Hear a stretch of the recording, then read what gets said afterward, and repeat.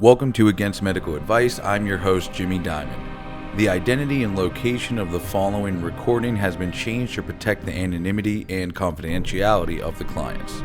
The views and opinions of speaker do not directly reflect those of the podcast. The following is a live recording of real people struggling with addiction and trying to seek recovery. This is for educational purposes only.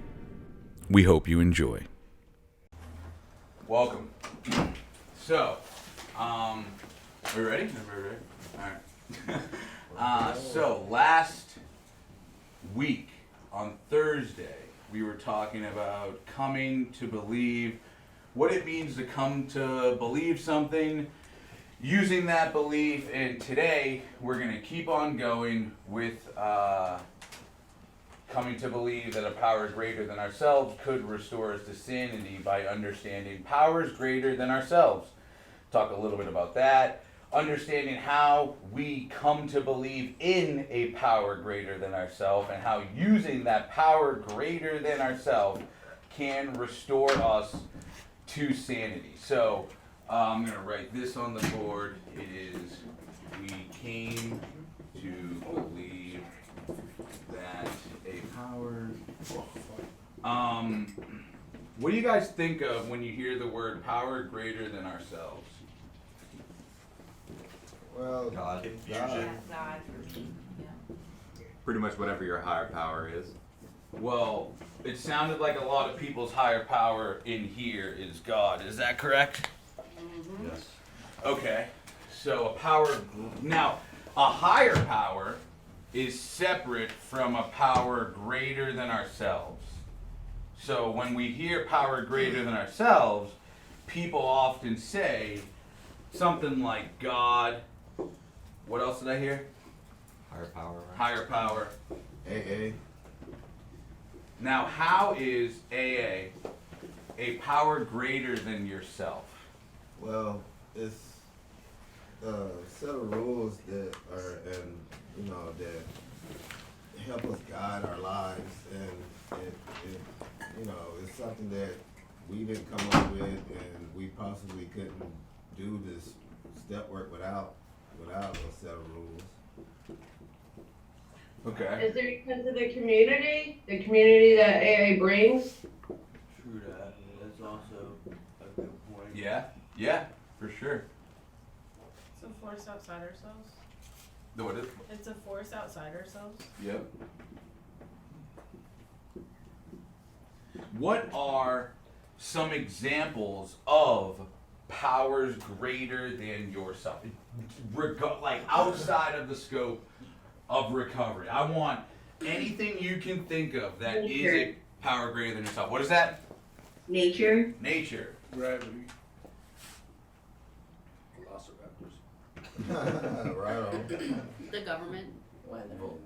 AI. Bro, AI, have you guys done that AI chat thing? Wow, man. I had it write an email for me. I sent the email out. I was like, this is insane. Go to chatgpt.com, you sign up, and it's a robot that you can interact with, like an artificially intelligent thing. It gives you any answer you want to know. I was like, how do I approach a loved one with addiction without like making them feel uncomfortable? They gave me a great answer, dude, just like that. I asked it, can you help me write an email, propose an email for me to promote my new podcast? Boom, here it is. And I was like, bro, copy, paste, bam. People are now using it to write master's papers and stuff like that. You know what I mean? Write this thesis for me. That seems a little questionable. Go check it out. I'm telling you, play around with it. You'll be like, I'm going to use this thing forever. And it also keeps it from, what's it called? Plagiarizing. Yeah, that's the other thing. Yep, keeps it from being plagiarized as well. You Well, this So it has- part is you're So feeding it the has, machine. yeah, it has a different Yeah. Welcome, welcome. Okay, so we have, for those of you walking in, we are discussing powers greater than ourselves. we're making a list of powers greater than ourselves. We have God, higher power, AA, nature, gravity, velociraptors, Gravity. Government. government. That's what that says. Julian. AI. What else do we got? What else is greater than Physics you? in general. You can Physics. put like gravity / physics, I guess. Physics. Maybe government? Got government. Community. Community. Insurance companies. Insurance companies.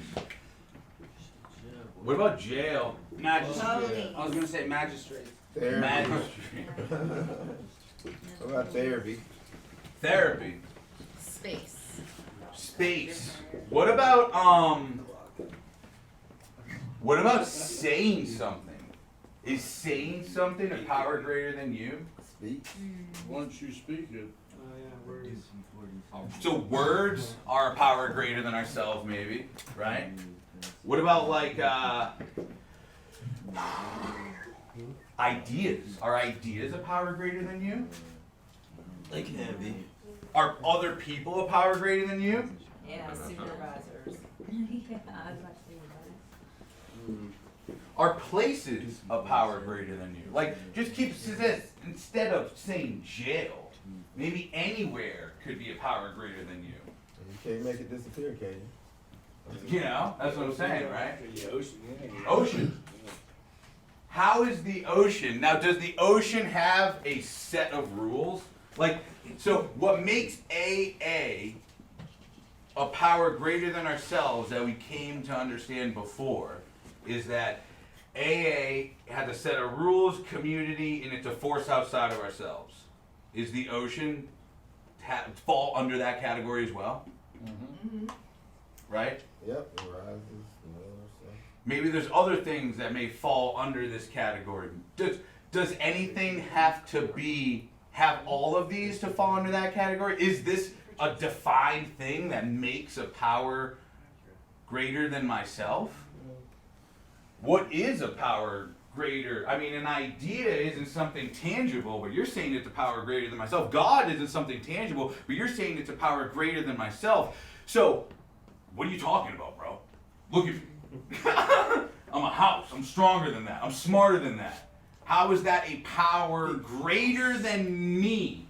So now it's about understanding power is greater than myself, but what kind of power do I have as an individual? Not a lot. What kind of power do you have? What can you do, you know? I don't know until I arm wrestle I can somebody. talk. That's about You it. make I can talk, I can arm wrestle, You make decisions. I have just enough to get by until I get high. just enough to get by till I get high. I can make decisions, right? Shoot a gun. Oh my God, anything's possible. I think that maybe everyone is a power greater than me. Maybe everything is a power greater than me. And it's just about understanding how it is a power greater than me and just kind of like understanding it and using it to make the world a better place, let's say. You know? Yeah, no, it's a way out. And I think it's really about like, you know, so what is it? One person versus many, right? Because are we a greater power, right? It's just that we have limitations. One man can only do so much. But if we can put our heads together, we can get along. You know, 10 people can do a lot more than one person. So individually we have limitations, but with these other powers greater than myself, Opens up options. You know? I have more options. I have more ability to do things. I have more influence on what happens, right? One person alone may not be able to help, you know, a lot of addicts, but if you have a team of people who are about the mission of helping addicts, then you may have an impact. You know what I mean? You may have a power greater than one person, but one person plays an important part in that entire power greater than yourself. Understanding these powers greater than myself, understanding how to use them, when to use them is important, right? I don't carry around a hammer with me. I keep a hammer in my toolbox and use it when it's time to use a hammer. I thought you were gonna say. You know what I mean? And I can also use a hammer for good reasons and bad reasons. I can use a hammer to build a house, or I can use a hammer to kill somebody. you know, or rob somebody. Give me your fucking money. I'll bash your fucking head in. You know what I mean? Okay. You brought a hammer. He brought a fucking hammer. And then I hit myself with it, That's dude. when you. then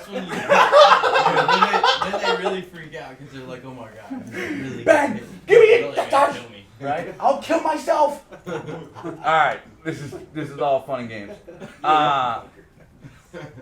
What does it mean to have? Last week we were talking about power, greater than ourselves. We were talking about money, strength, things like that. What does it mean to have power? Power is the ability. Hold on, I forget. Make important decisions.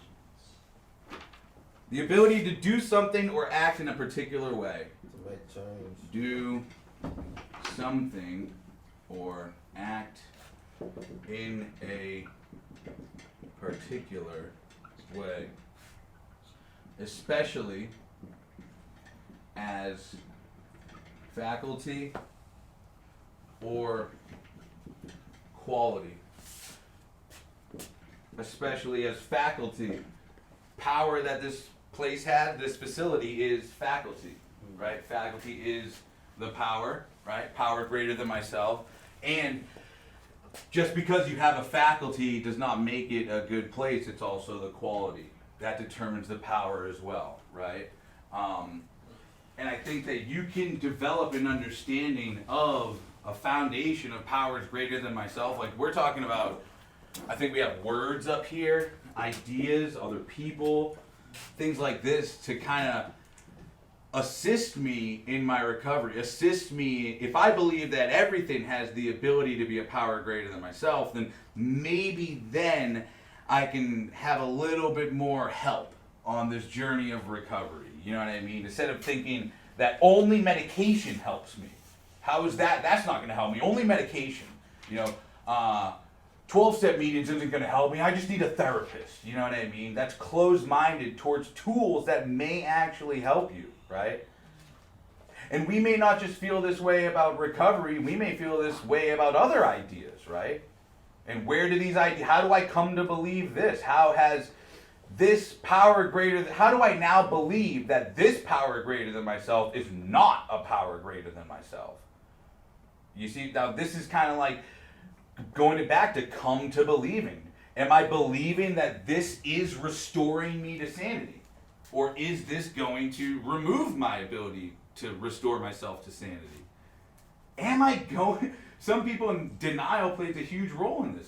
Maybe I think I can handle it, right? And then it goes back to powerlessness and not admitting the power that these things have and admitting my own powerlessness. So let me do this little experiment. I don't think I did this with anybody in detox, so this might be a new little experiment, and it's fun to me. Let's say I got this cup of water and I spill it. Wow, you just did that, didn't you? I did that, man. Okay, how is spilt water on the floor a problem? Is that a problem? Yeah. Yes. Slipping hazard. You could mess up the floor if it's like actual wood.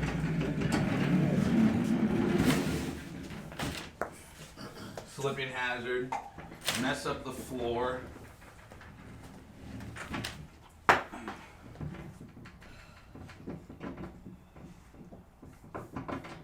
What else? What else can happen? What problems can happen? Mold. It could go It could ruin the board. into that bag, ruin board. Mess up A bag. dog could come and lick it up and get sick. Dog eats it. You need to wash down his homework. What about wait, what'd you say? Walk out the tongue work. To wash down the homework. Yeah. Oh. Dog. Somebody might be mad. You're a comedian. You should get Somebody might what? Be mad at you. Being mad at me? Yeah, because he spilled water on Yeah. the floor. Socially unacceptable. Damn it, Jim. Yeah. What the hell? What about slipping? Somebody slip on it? We said that. Did we? That's the first one. Oh yeah. What could happen? What are some like other things that could happen? You could ruin somebody's new sneakers. So maybe money, time, injury, death, stuff like that. Yeah.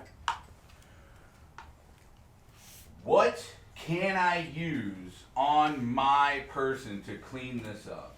On your Shirt. person. Take the shirt. Like I have power right now. What power do I possess to clean this up? Get a Your straw. t-shirt. Shirt, straw. Hands. None of those sound. Sure. Hey, if it was alcohol. I actually can't use a straw because I don't have a straw on me. I could hands, yeah. Good enough. I could just swish it around. Nah. I could Slurp it up. slurp it up. Pants. Like this, Slurpee? Pants, socks, Yeah. boxers, hair.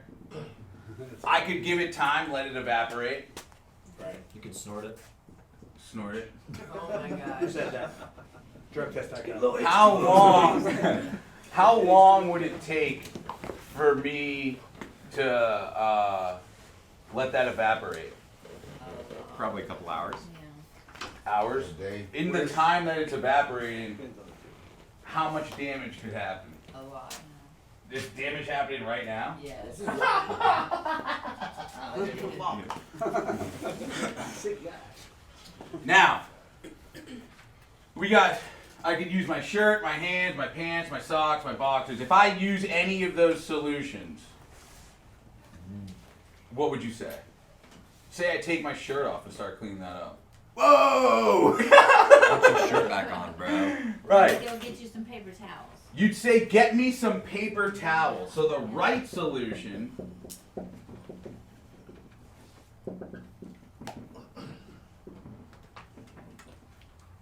who's got more power than this paper towel? You got more power than this? I would hope too. I will burn that. So you could burn it. What else could you do to this? What could you do to demonstrate more power than this paper towel? Use it to wipe your ass. Use it to wipe my butt. If I don't have anything to wipe my butt, I might have a problem. Yeah. And you can use the water. You and can the still- paper you can towel. There you go. Get a, like a mini bidet. You can still use your shirt. Shirt. I mean, no problem. Throw it away. What's that? I could throw it away. Throw it away. I could You rip throw it it up. away. I could rip it up. I could burn it. So you say get a paper towel, and I say, bro, I can rip it up. I can burn it. Why would I use a paper towel? That's stupid. I don't need nothing. I can take care of it. Yeah. Give it a little bit of time. No one's gonna slip on it. Hey, everybody, watch out! There's a thing here. You know, there's a puddle here. Don't go slipping on it. Hey, everybody, watch out! Get where he's going. Hey, everybody, I'm in recovery. Don't worry about it, right? Don't worry about me. Hey, everybody, power greater than myself. I don't need. Yeah, I'll go to treatment. I don't need the meetings though. Maybe I know this could help me, but I don't want that. I don't want to use a fucking paper towel. I'd rather use a tissue. Right? No, man, I understand that I'm an addict, but I'm just gonna take medications. I'm not gonna change any behaviors.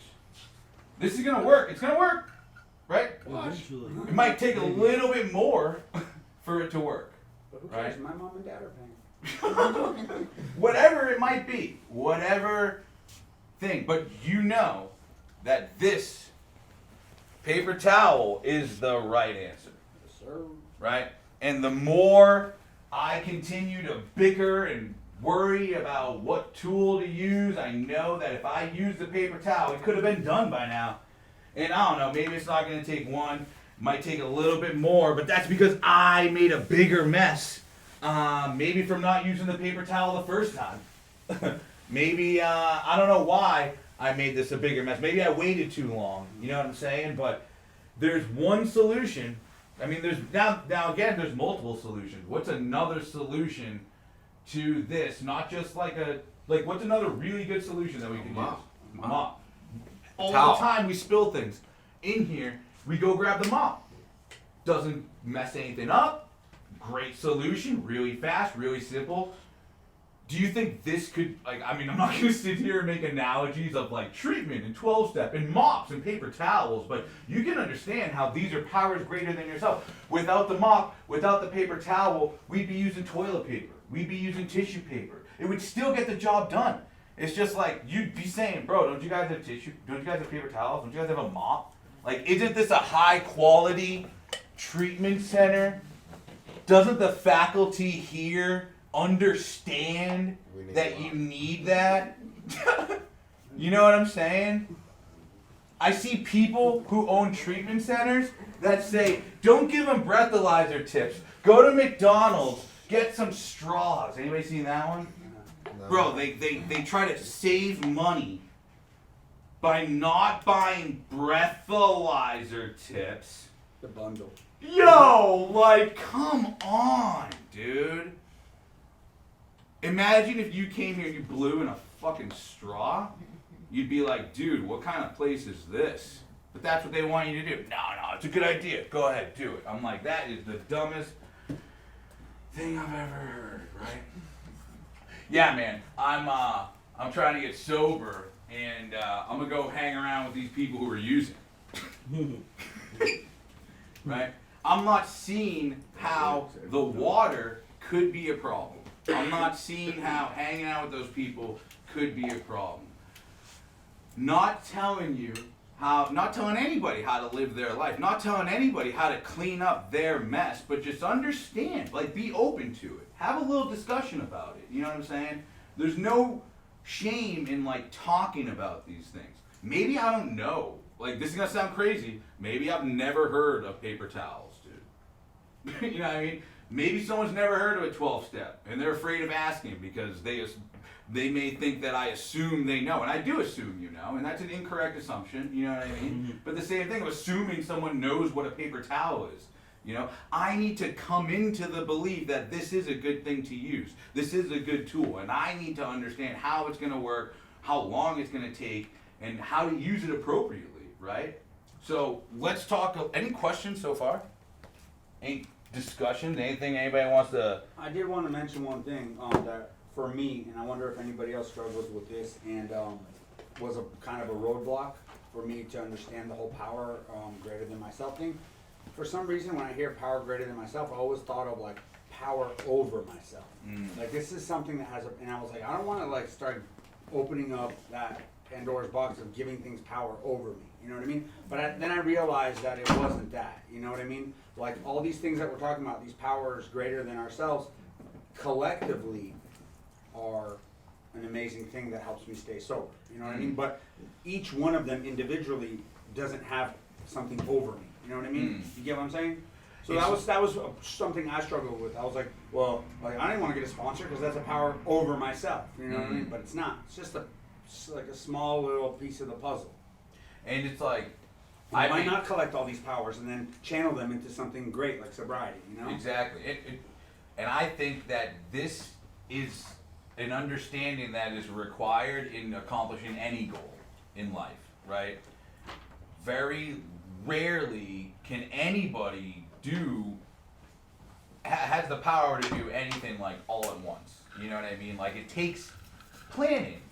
It takes research. It takes knowing what's gonna work, what's not gonna work, right? Like it actually doesn't matter what you're doing, right? Hey, how about this? Hey, what do you want to do today? I don't know, want to go see a movie? I come to believe that going to see a movie is gonna give me the feeling that I want. It's not gonna make me bored anymore. You see what I'm saying? I'm using a movie, going to see a movie as a power greater than myself. I'm bored, that's my problem. I come to believe that going to the movies is gonna not make me bored anymore.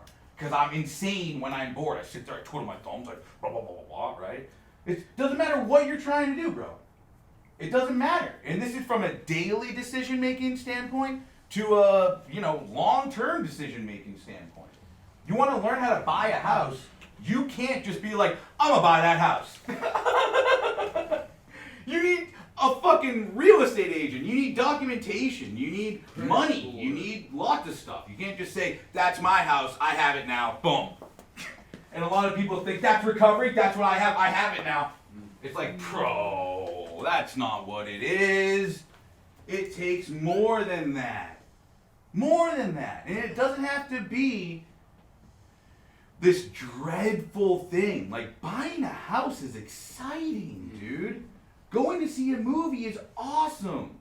Being sober is this amazing opportunity. And it's like, it doesn't have to be going to meetings and now I'm going to treatment again and I'm having to sit in these fucking classes and this and that. How about you just take it a day at a time, have fun learning, and just like let go of all of those other powers greater than yourself that are holding you back. Right? What is a power greater than myself that can restore me to insanity? Addiction. Propaganda. Propaganda. Money. Addiction. What is it? Money. Money. So wait, you're talking about money. You're talking about, again, like the hammer. You're talking about money being used for something good or money being used for something bad. Is it possible to use my recovery for something good? Use my recovery for something bad? Yeah.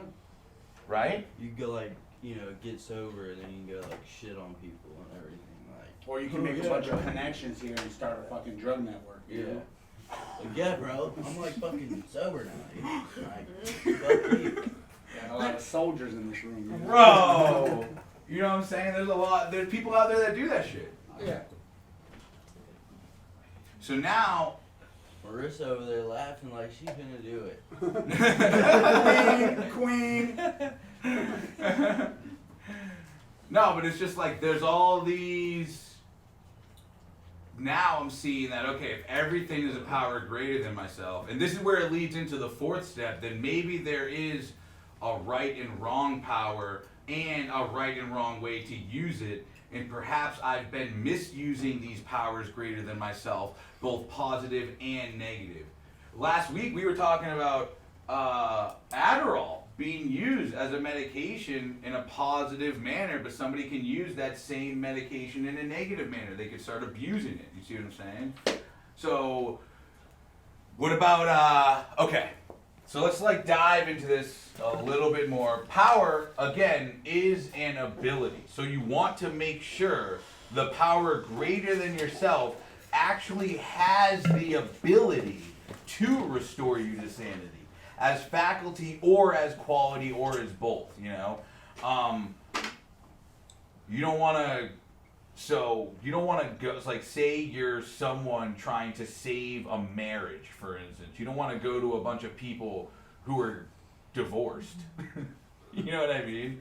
If you are someone trying to stay sober, maybe go to people who have long-term sobriety instead of who are relapsers, not saying chronic relapsers, not saying that the chronic relapser does not have a message to share, but that message to share is more about what not to do as opposed to what to do. You see what I'm saying? And what not to do is great, but what to do can enhance that a lot better. So by talking to someone who only has the what not to do's, you're limiting how much potential you can have. And I think you need both. You do, And 100%. that's why this is a beautiful thing, this space, but you have to have the discernment. And that's the recovery, right? Well, that's why the rooms are so dope. Yeah. That's why everybody loves having the people who have 30 years, and the people who have 30 years love seeing the people who are coming in. You know what I mean? Because it's like a big circle that just like helps itself. Yeah. Okay. Each one of us comes into recovery with a whole life history of experiences. That history will determine to a large degree the kind of understanding that we develop of a power greater than ourselves. Now, we're talking about propaganda. We're talking about drugs being powers greater than ourselves. Paper towels, right? Just trying to understand what is my experience with exposure to these things, right? We're talking about our powerlessness over, I think we were talking about a couple weeks ago, our powerlessness over our senses and our experiences, right? So our powerlessness over being exposed visually, auditorily, smells, sound, all that stuff can create experiences. And the more senses you have in an experience, the more impactful it's going to be, right? So if you can taste it, is a little bit different than if you can taste it and smell it, right? Versus tasting it, smelling it, and feeling it. You know what I mean?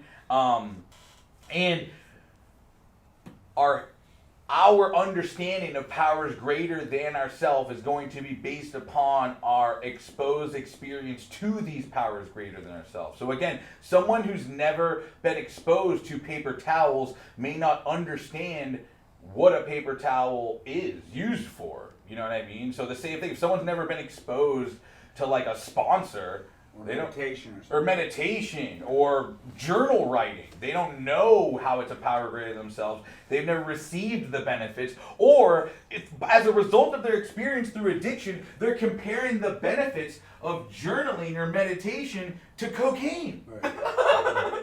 You're comparing it to alcohol or heroin or whatever. It's like, dude, that comparison is not. Dude, that's like not a comparison. That's like a spectrum of what your brain's ability just has, period. You know what I'm saying? So, and like I saw this North Korean lady who escaped North Korea. And, bro, you gotta watch it. It's Joe Rogan. He interviews, Jordan Peterson interviews her too. Like Naomi Park or something like that. She escapes North Korea. And she comes to America, and she's hanging out with people. Never mind all the crazy stuff she had to go through in North Korea, right? But she's sitting there, and she goes, "What is that?" She tells this story about not knowing what a trash can was. She's like, "What is that?" And they're like, "What's what?" They're like, "What's that giant thing?" And they're like, "The trash can?" And she's like, "A what?" What's a trash can? She's like, "What's a trash can?" She goes, "That's where you throw your trash away." She's like, "What's trash?" Right. Trash is what's trash, dude? Trash. Discarded things. Yeah, it's like stuff we don't need. She came from an environment her entire life where they never had trash. Everything had a use. Oh yeah. You know what I mean? So I as someone, now this is where the idea, I believe, of like long-term sobriety comes into play. Someone, I believe, who has worked the steps, knows their traditions and the concepts of recovery and all that, should have the understanding that someone can have that understanding. You know what I mean? And the empathy and the compassion to have towards that person, I believe, is only one that someone with those type of experiences or education can come to. You know what I mean? That's why maybe my parents are not a good power greater than myself. You see what I'm saying? That's why maybe my significant other may not be the power greater than myself for maybe my tool of recovery. Maybe great for another tool. Great in all other areas of life. I don't go trying to start my car with a fucking paper towel, dude. You know what I mean? And I don't go trying to talk about all my addiction problems with my family and stuff like that. I go to my support network for my addiction. I go to my sponsor. I talk to him about it, right? So, and if I have low experience, like when I first came into the rooms, I had no idea what a sponsor was. It was just this thing you're throwing around. So to give that tangibility, and then to understand that I have to use that, and there's a way to use the sponsor, and there's a way not to use the sponsor.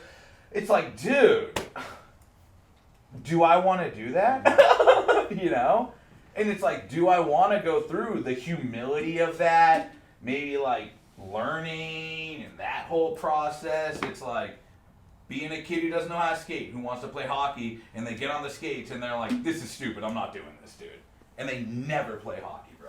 And you see people who are like, that's what they say. They just say, this is stupid, I'm not going to get a sponsor. That's stupid. Using that's not going to help me. And then they never experience it. They never learn.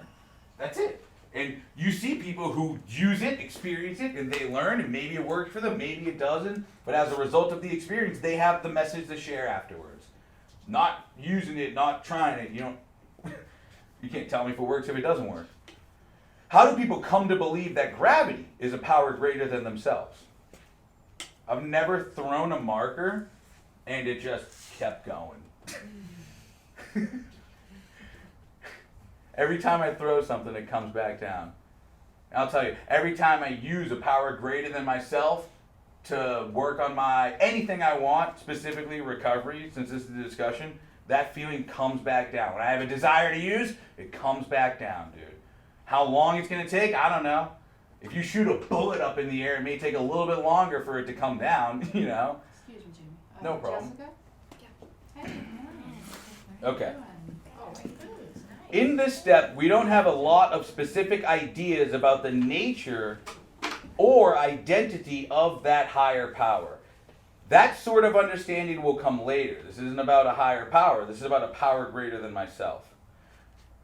The kind of understanding of a higher power that's most important to find in the second step is an understanding that can help us. We're not concerned about the theological elegance or doctrinal adherence. We just want something that works. How powerful does a power greater than ourselves have to be? Say that again? How powerful does a power greater than ourselves have to be? The answer to that is simple. Our addiction as a negative power was, without a doubt, greater than we were. Our addiction led us down a path of insanity and caused us to act differently than we wanted to behave. We need something to combat that. We need something at least as powerful as our addiction. And I believe that sobriety is something that's as powerful as our addiction. And there are things to enhance that sobriety. Like I said, anyone can be sober. It's about enhancing that sobriety to become recovery by utilizing the powers greater than itself. A dry drunk does not practice the second step. You see what I'm saying? They don't work the steps, they don't change, they get sober, and they don't come to believe that there's any more work to fix themselves. There's nothing else I need to do. That's the only problem I have, and that's what I'm going to work on. This is about understanding that I have to work on something and figuring out what is it that I can use to make that better, how can I use it, how long is it going to take, answer all those questions. Do I have any problems accepting that there is a power or powers greater than myself? Yes or no? It's a personal question for each person in this room. So share, dude. I want to know. Does anybody have have problems accepting that? And what are your problems accepting that there is a power or powers greater than yourself? Or if I also want to hear if someone's not having, if someone does accept it. It's scary to let go of control, like your own control over, like letting something else, guide you and believe in, and just go with what's gonna happen instead of just fighting something else. So it's just tough to let go.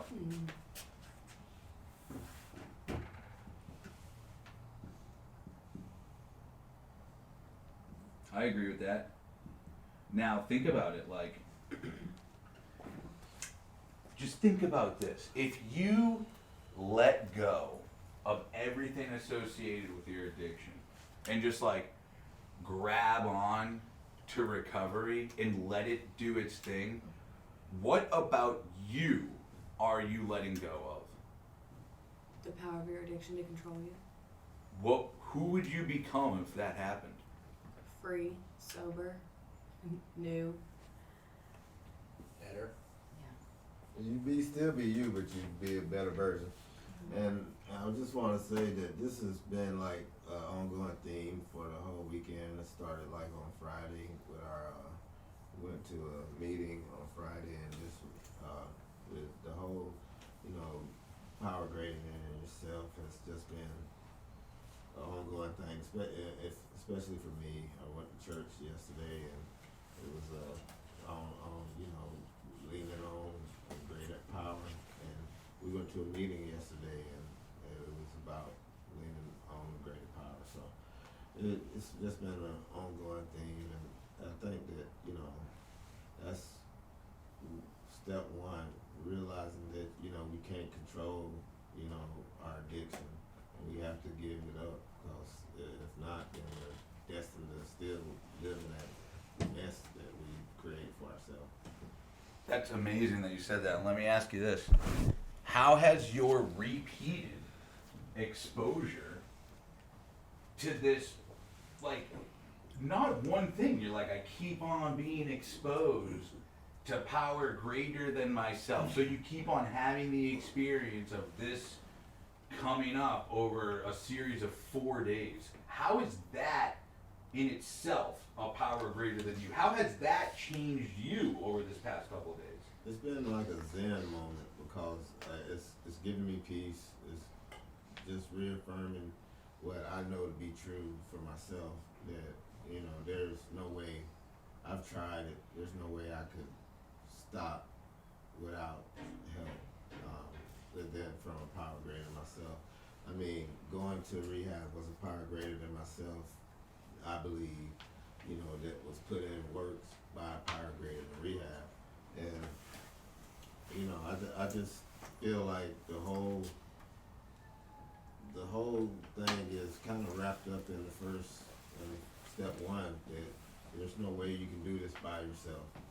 You know, you've tried it many a times before to keep yourself from using, to no avail. So why not believe that, you know, this is gonna work, because it's worked for other people, so many other people. I love that. And I think you can come to that same spiritual awakening in prison, but it may take a little bit longer. You know what I mean? I think somebody can come to that awareness. I think in rehab it's a little bit easier for us to come to that awareness. So now you're seeing how the power of where I put myself can maybe determine the time, or maybe whether I even get to spiritual awakenings like that. And that's specifically with recovery and understanding a power greater than myself. Some people never have the spiritual awakening of ever using drugs. There's people out there who have never used drugs their entire life. They live and die never knowing, never dropping acid. I think that's insane. You know what I mean? I'm like, that's wild, bro. You've never done psychedelics, you've never done nothing like that? And people are like, no. I'm like, that's fucking crazy, bro.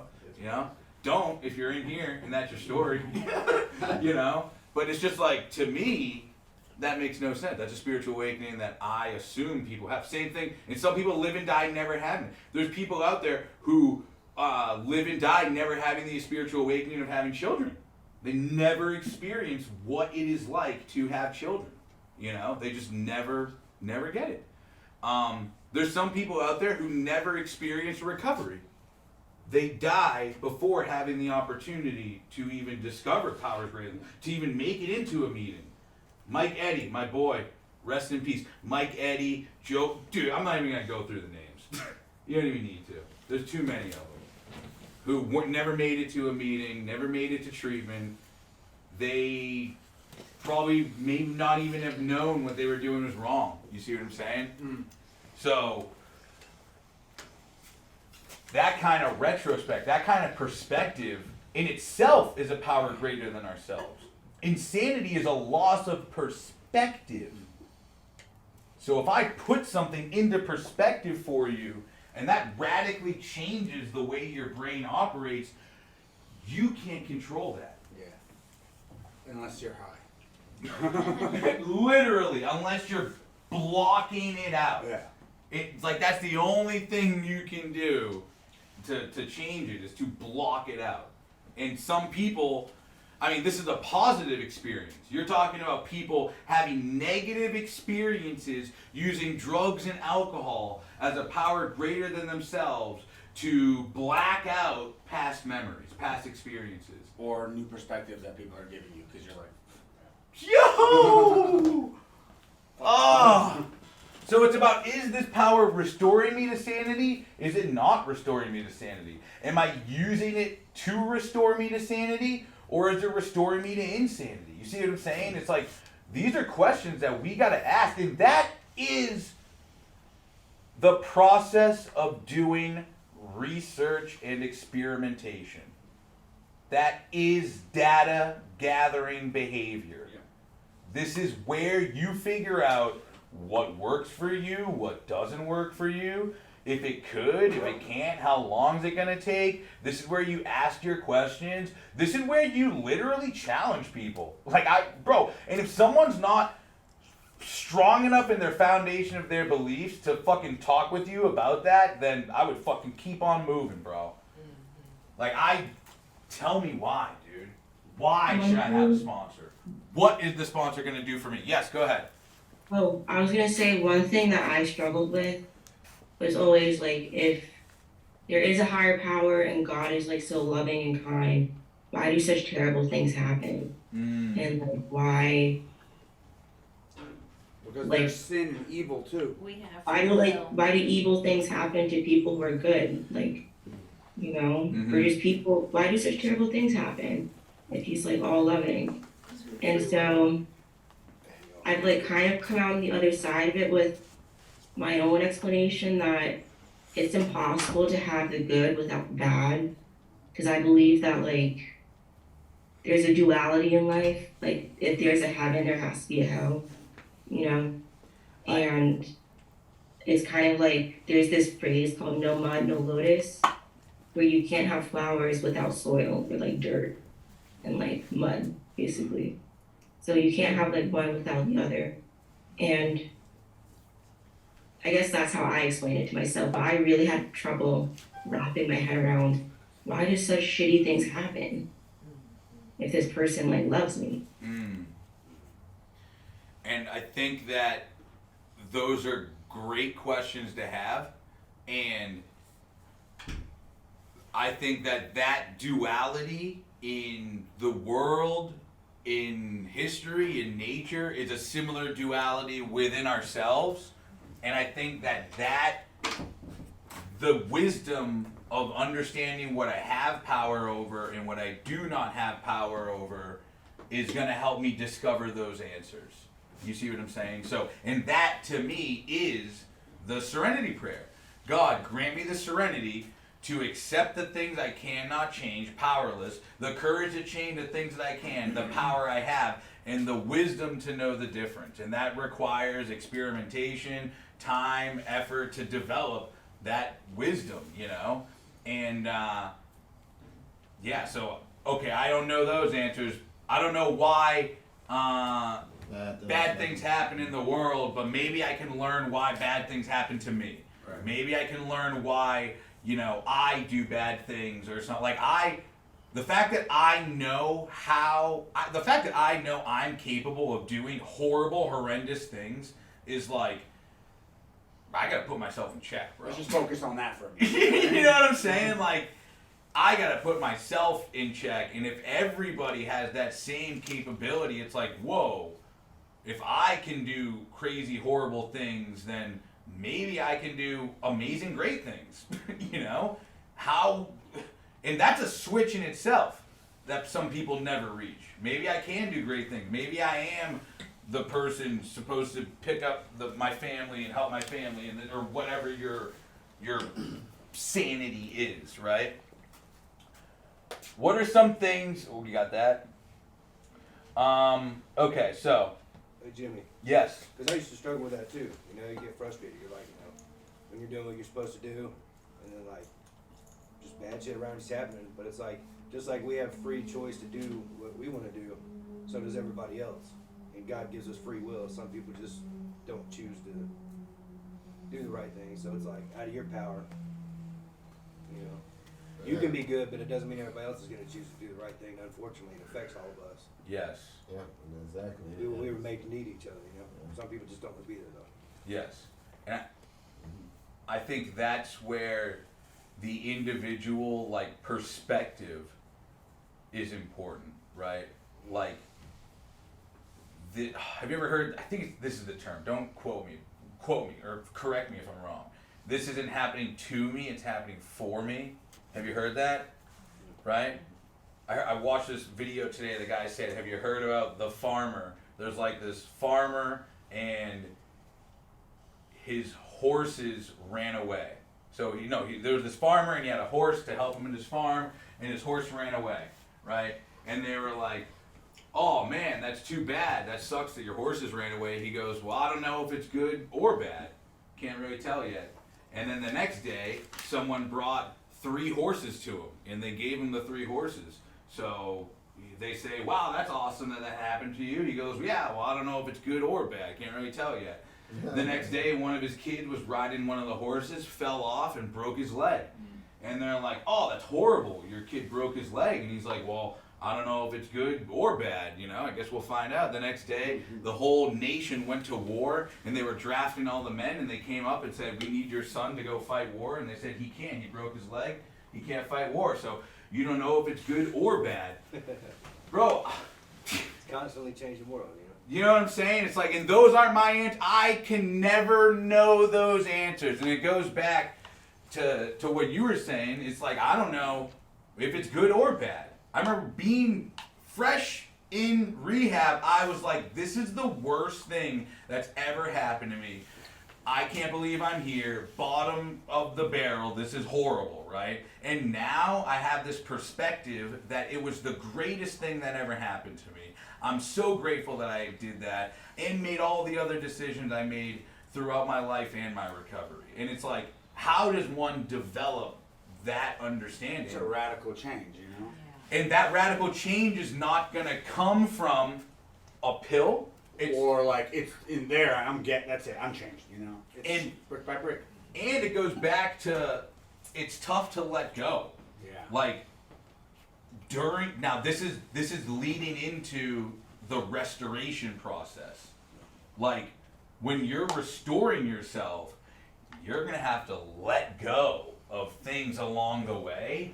And if you don't let go of those beliefs, those ideas that you contradict, then you may not become the person who is required to stay sober in this time in the future.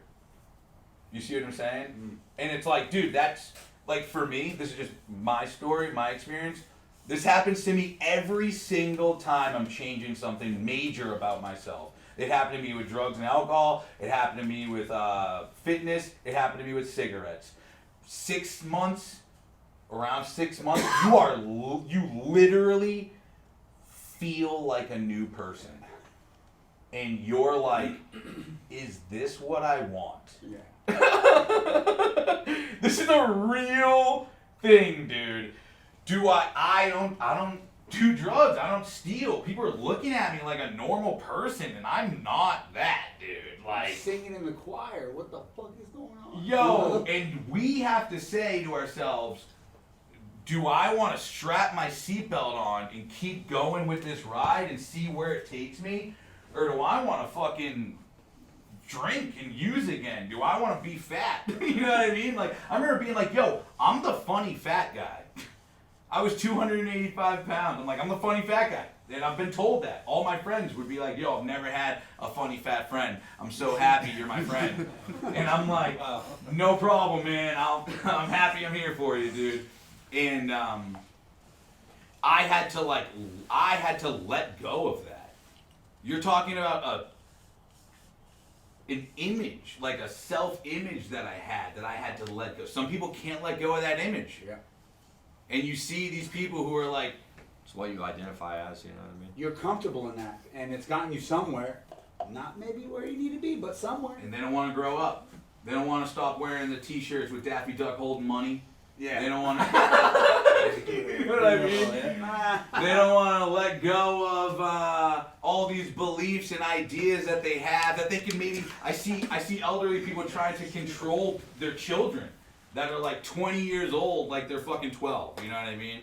And some people don't want to let go of these things, and it's like, hey, bro, that's what this is. You know what I mean? It's growing up. You are gonna have to grow up. You're gonna have to get with the picture, get with the program. And you're not gonna be a square, don't worry. Dude, thank you. It's like, you're gonna be okay. People are gonna literally look at you and be like, bro, it's like you're the same dude. You're just like humble and like sober. Like, that is the best compliment that I could ever get. You know what I mean?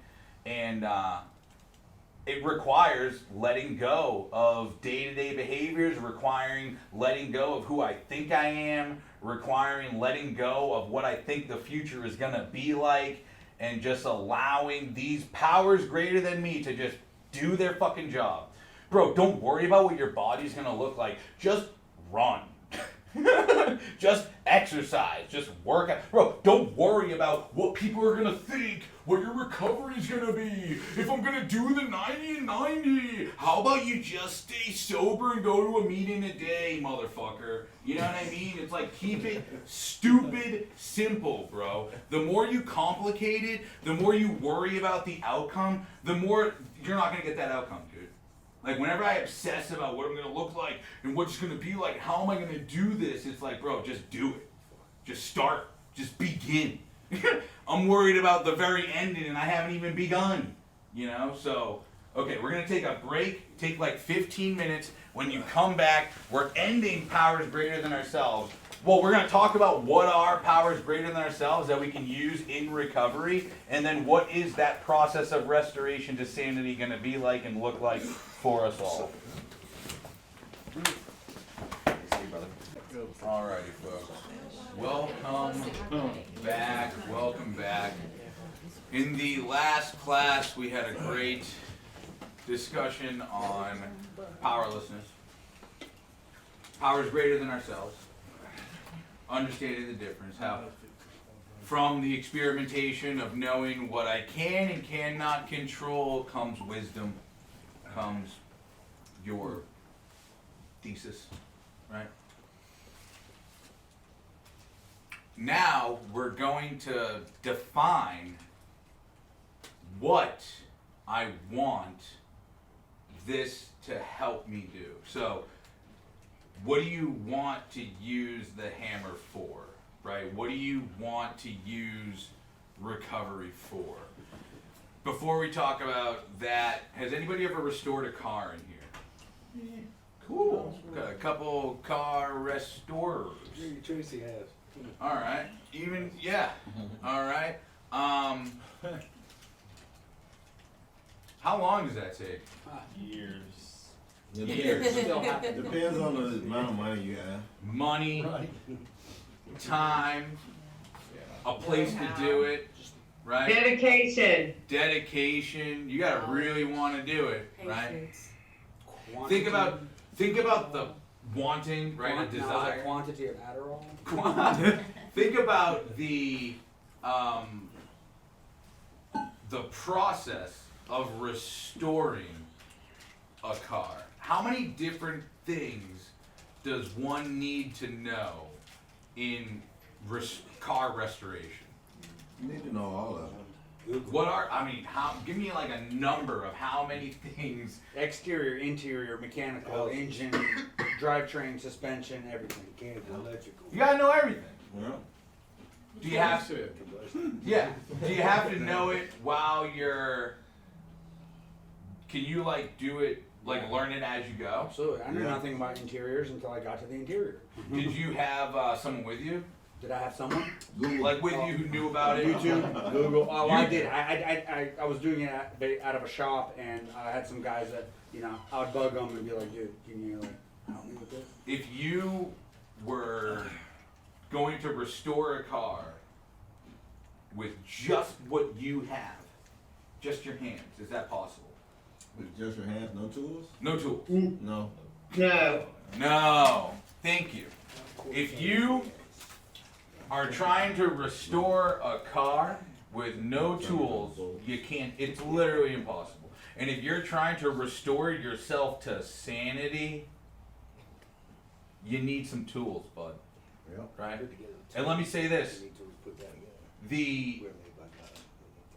Just because we say restoration does not mean the car has to be in poor condition to be restored. Okay?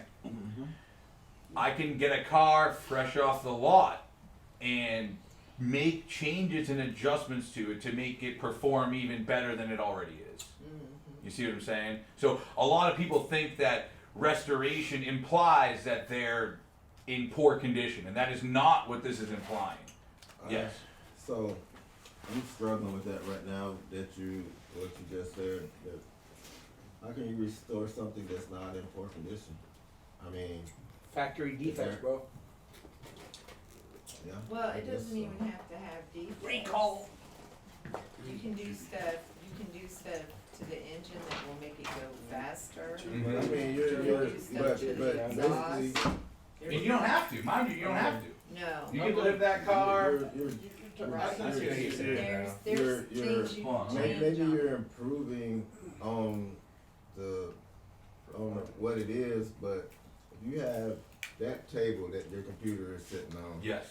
and it just came, from the furniture shop, why does it need to be restored? What are you restoring? Right. If maybe you can improve upon it or change it, but I don't see anything that needs to be restored on it if it's brand new. Good point. Given the definition of restoration, to bring something back to its original condition, it's already in its original condition. Correct. So it wouldn't be restoration, it would be Oh, I improvement. see what you're saying. Yeah, that's what I was about to say, the word I was struggling with that. No, that's fine. That's totally cool. You know what I mean? And that makes sense to me as well.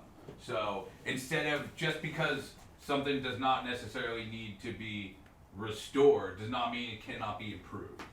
And although something can be improved, it's pretty, there's just, with something like that, the improvements are endless, dude.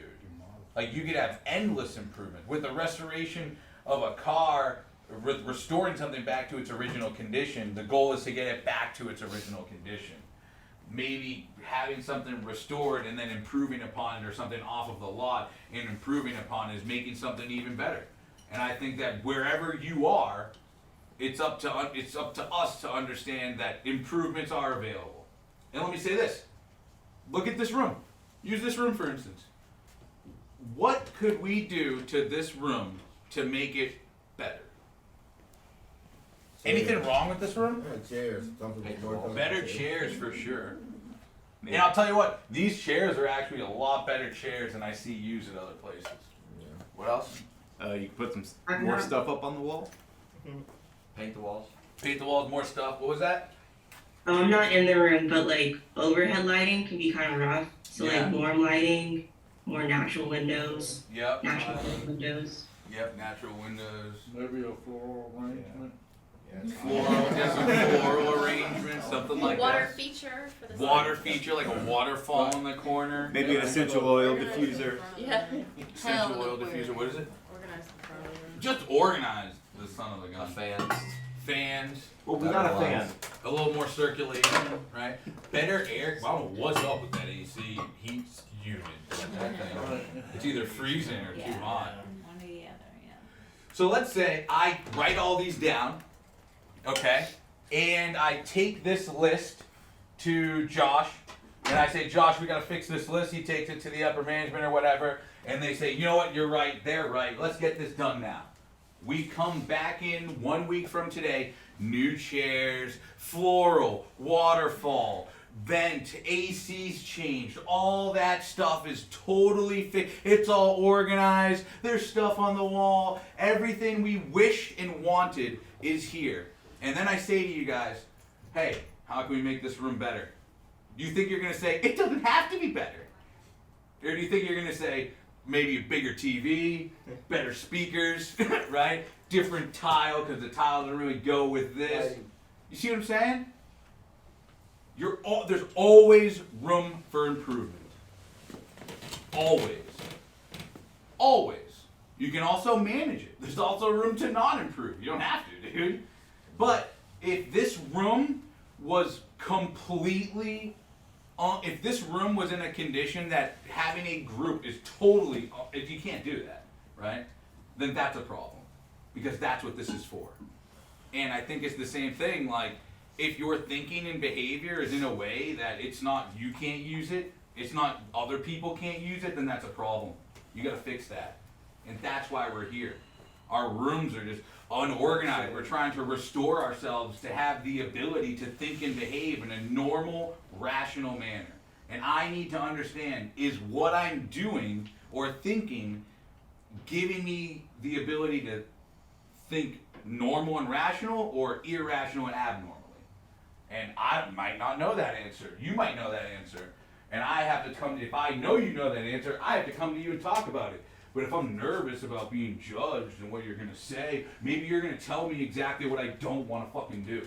Instead of actually getting the information, I just willy-nilly keep on behaving the way I am and acting in denial that my own thinking is actually insane.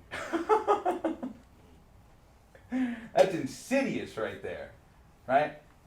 So let's try to build a foundation, just like a basic understanding of what sanity is.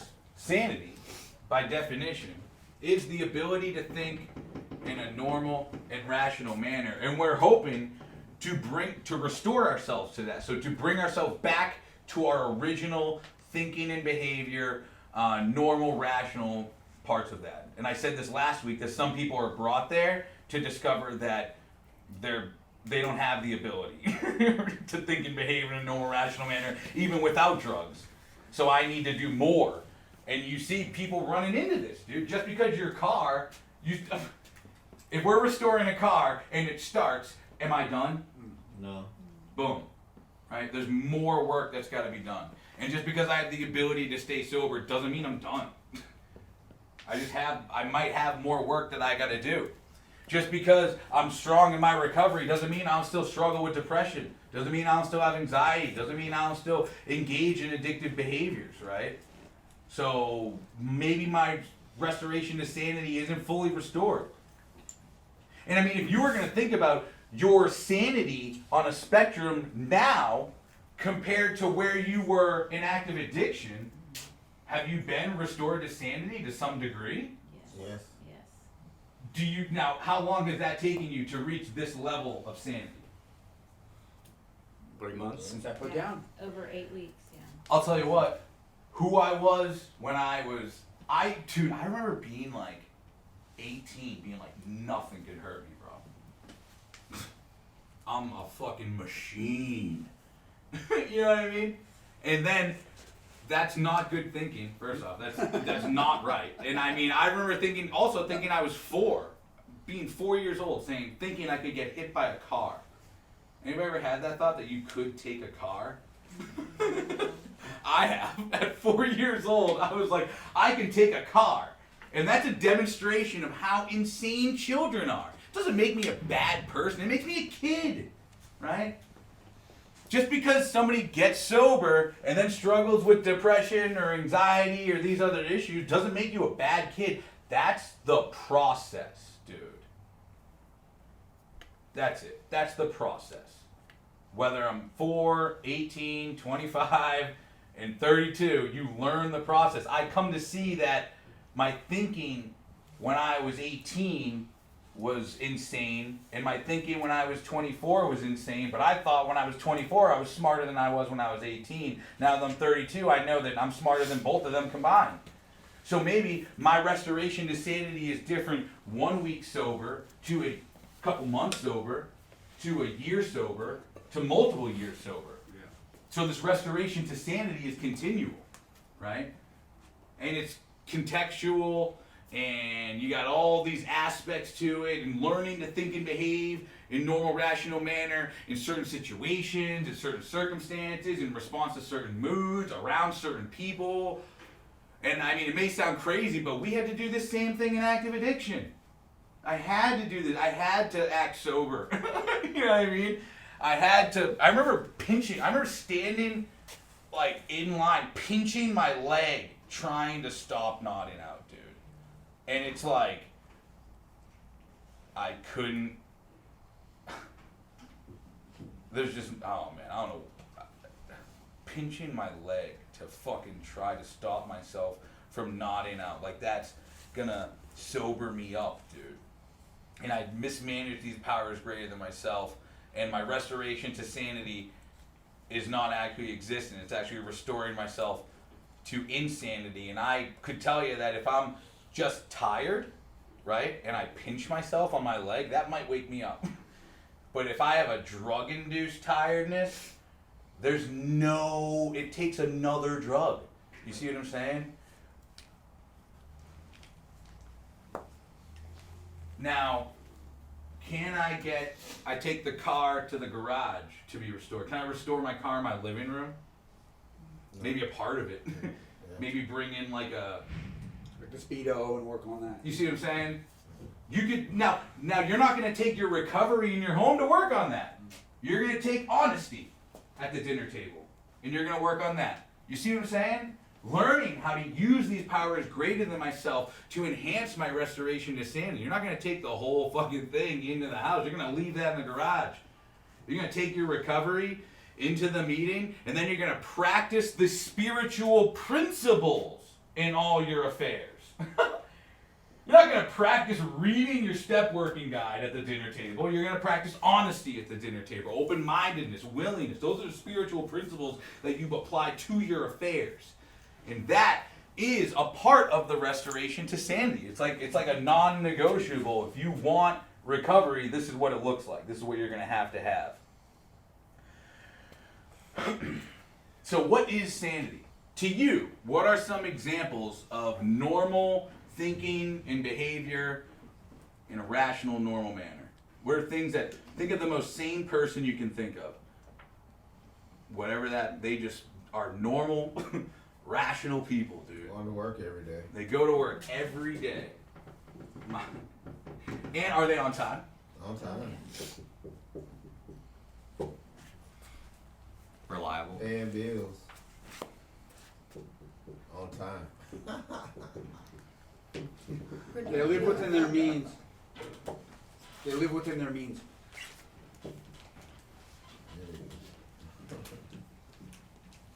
They're productive.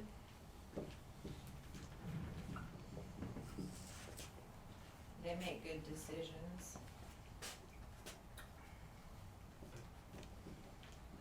What makes a good decision? Not going to Your jail. living space is tidy.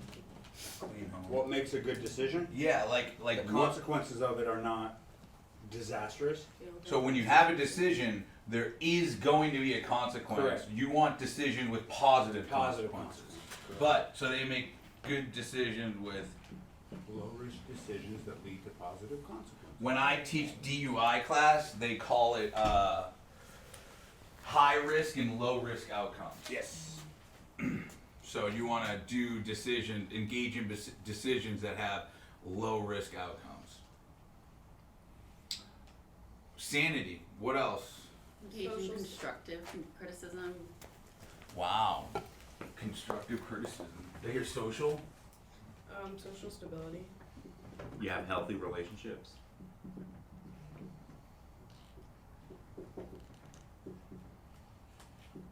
Mindful.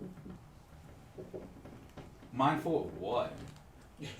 Mindful of, like I was thinking in terms of like going off of what everyone said with like Josh said earlier, like you're mindful of other people.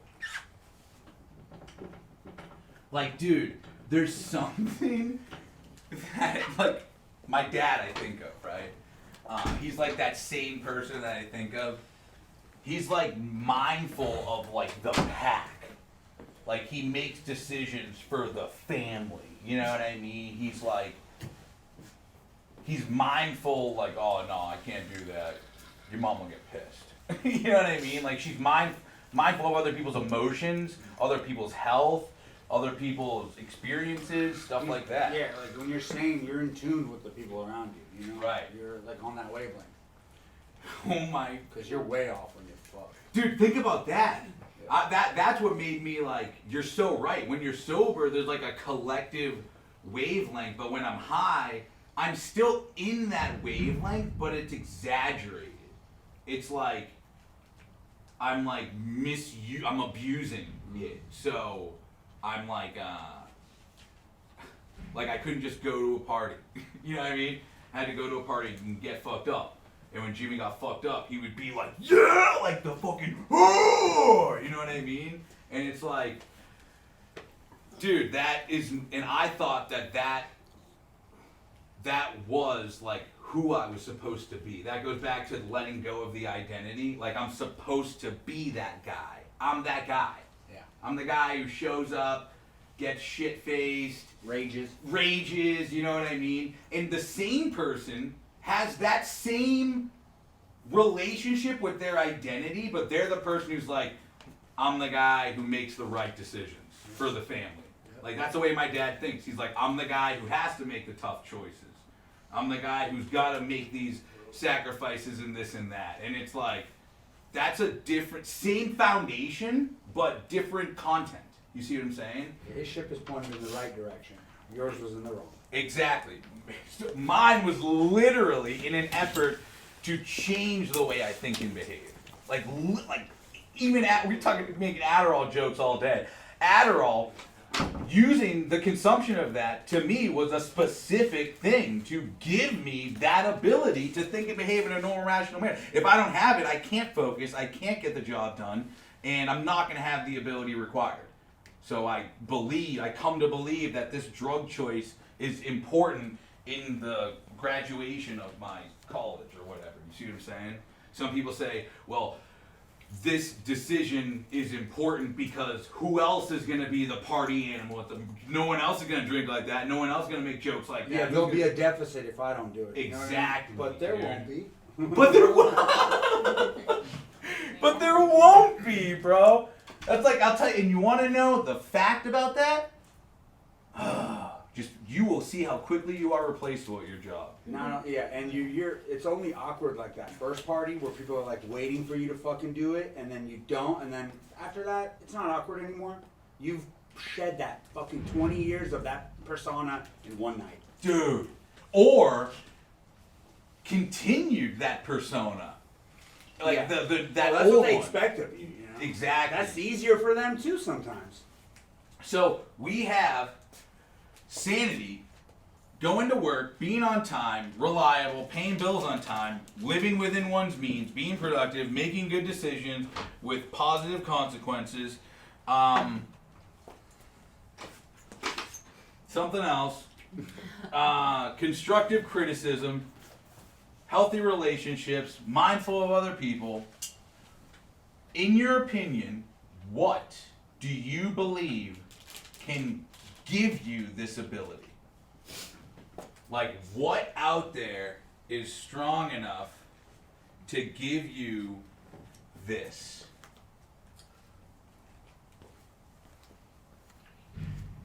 AA. You have a power greater than yourself.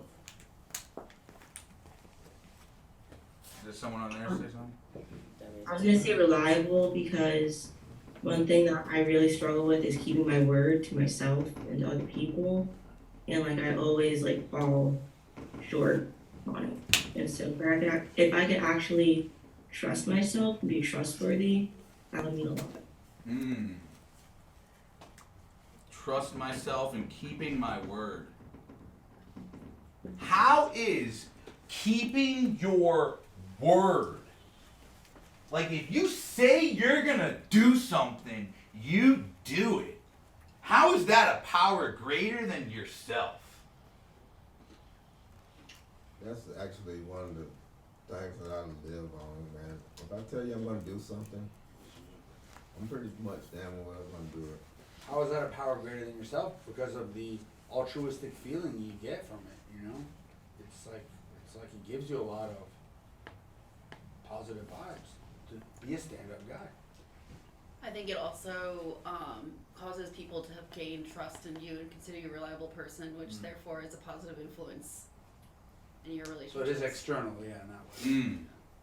So it's internal, It's external. external. It's pretty fucking dope. Bro, this is, I'll tell you what. I feel like one of the people who, when I say I'm gonna do something, I do it, and people are like, fuck. Jimmy fucking said it, dude.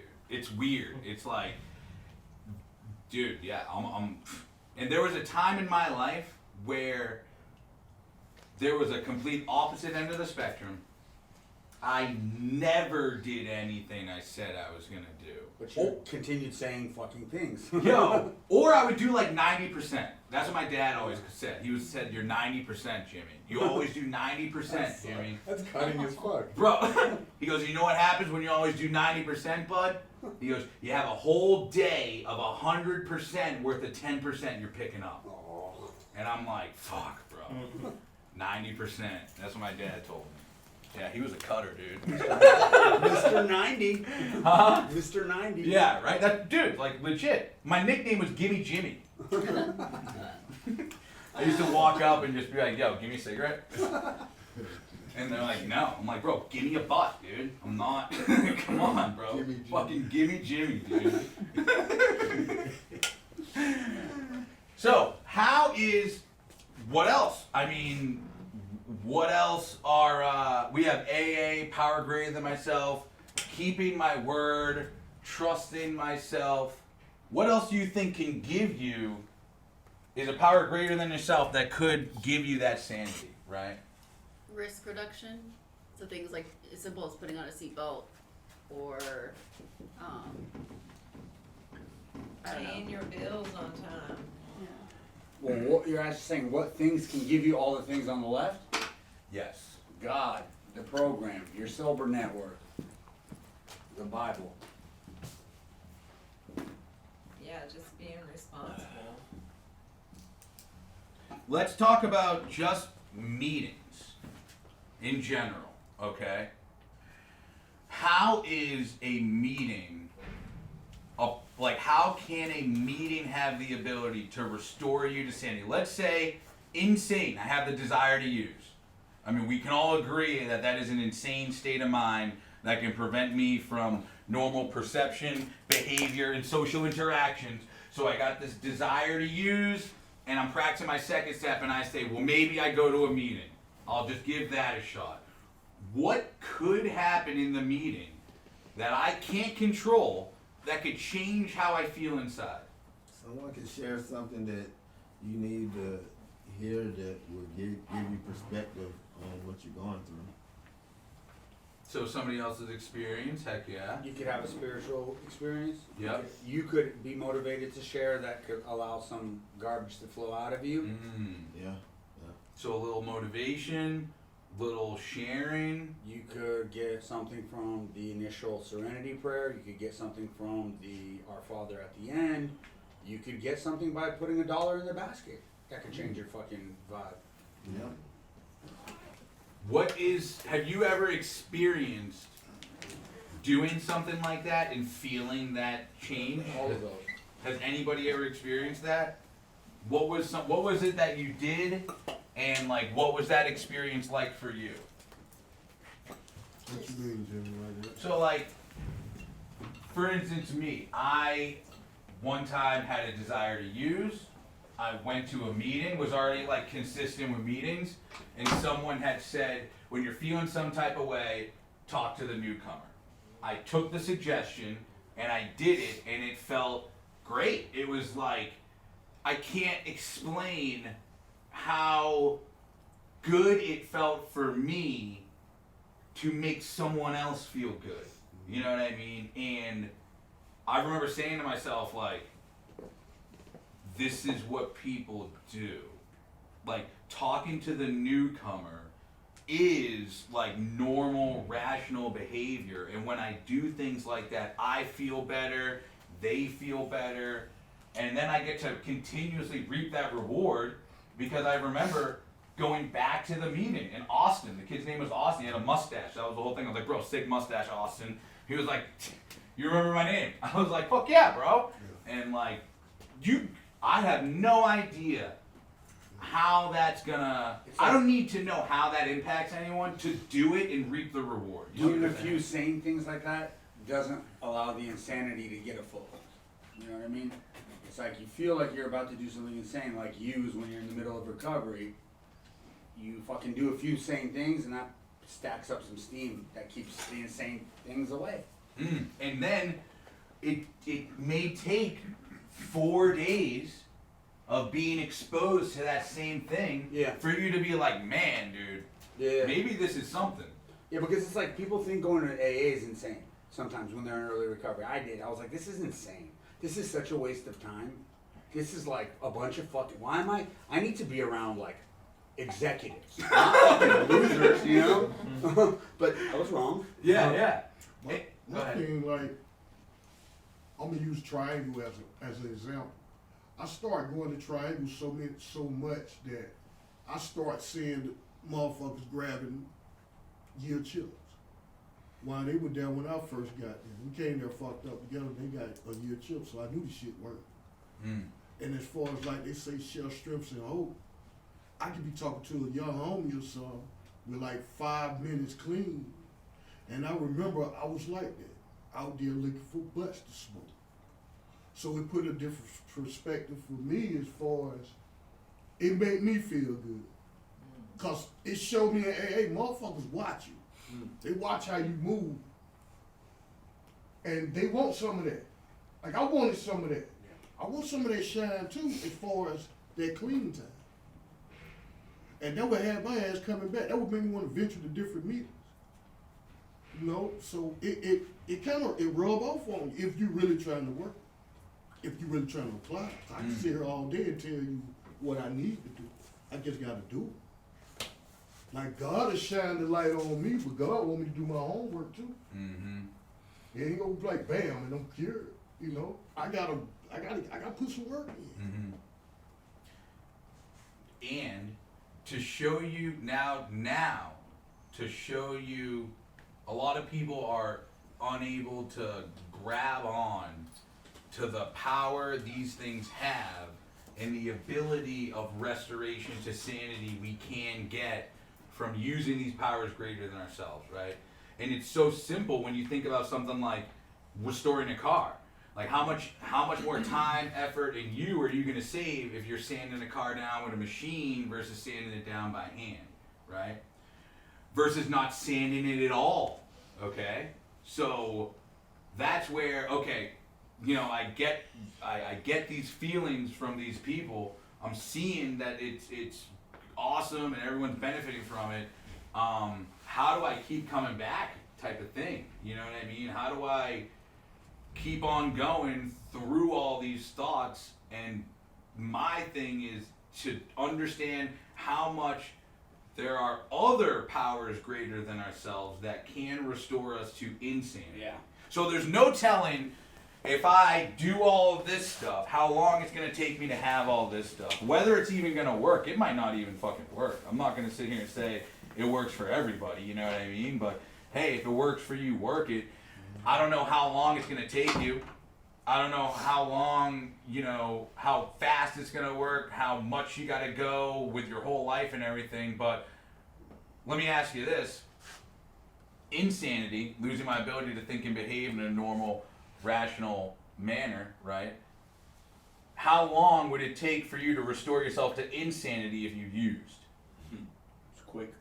If you went around, just here we are talking about going to an AA meeting for an hour a day, getting hope from other people. Where would your hope be if you spent an hour a day at the bar or wherever you used, you know what I mean? Or using period in whatever degree. Like how much hope do you have for the next day?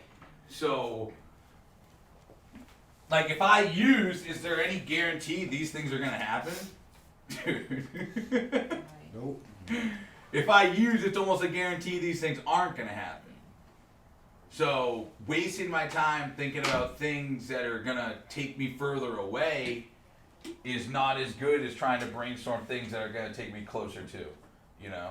Like if I'm wasting my diet trying to understand how much, you know, pizza it would take for me to, I can eat to lose weight. It's like, yo, how about you just don't eat pizza, motherfucker? Sorry, dude. You know what I mean? How about instead of figuring out like how much alcohol it takes for me to like go overboard, how about you just don't fucking drink, bro? And it's like we've done so many experiments in the other way. You know, we've done them all. We've done them all, Jimmy. And it's like, I don't want to do any experiments in recovery experiments. Fuck those are boring. You know? Dude, and that's why we're here. We tried every other way, and it hasn't worked, and that's why we're here. What changes in your thinking and behavior are necessary for your restoration to sanity? All of them. Give me one specific one. Your acceptance of spirituality. I don't know. Perspective on your folks. Do you have any expectations about your restoration to sanity? Like, do you expect? Overnight. It's a promise. What is it? It's gonna happen overnight. Like I just get sober and all of a sudden, whoa, I'm responsible. I'm being sarcastic, but Yeah, no, but still, you So know. you want, excuse me, we want instant gratification. So it's easy for us to do certain steps, don't see the results yet, and say it's not working, or I wish I should just go back to how it was, because at least then X, Y, Z. So not necessarily looking in the future, understanding that the future is where it's going to pay off. Mm-hmm. So it's interesting that you're like, I have this expectation. That's not realistic. It's just like a joke. You know what I mean? But still, does anybody have any unrealistic Yes, expectations? So I like 78 days sober, and I'm like, I have a lot to offer a woman. That's unrealistic, bro. I live in a fucking sober living. Thank you for sharing. Anybody else? Unrealistic? That I want my relationship to magically, kind of like what Kayla was saying, that, oh, now I'm sober, like everything in my relationship will be perfect and nice, and expecting my husband to be on my timeline instead of his own.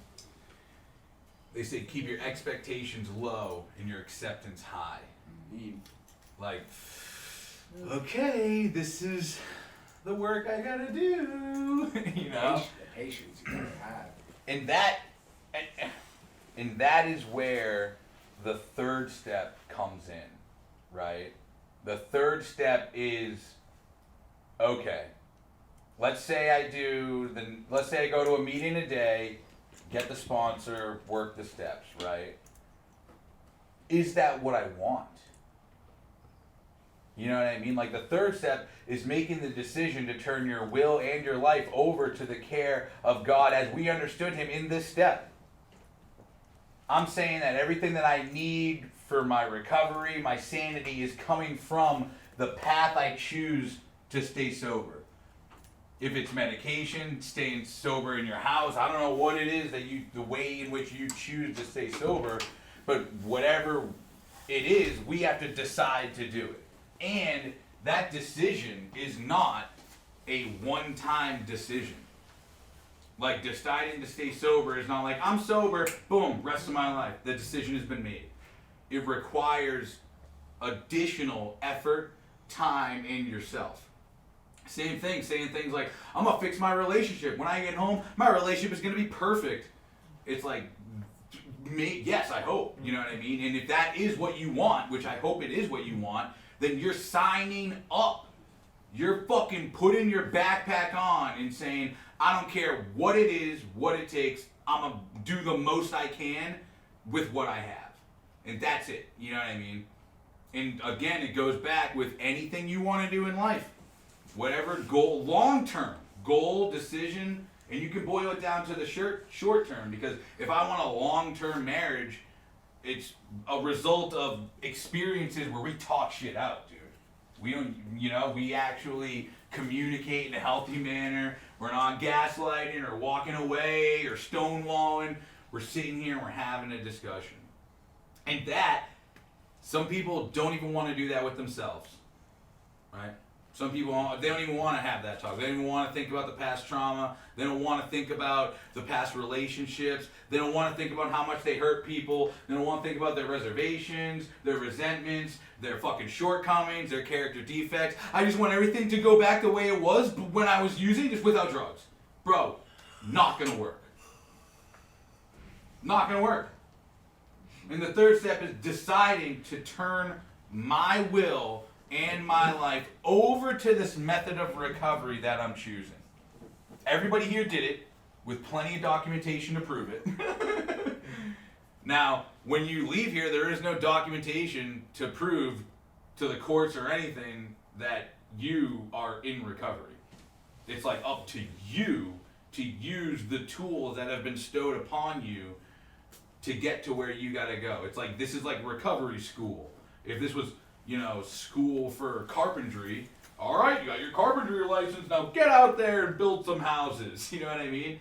All right, this is higher education for recovery. You know what I mean? Here's your degree, your actual graduation diploma. Now get the fuck out of here and stay sober. You know what I mean?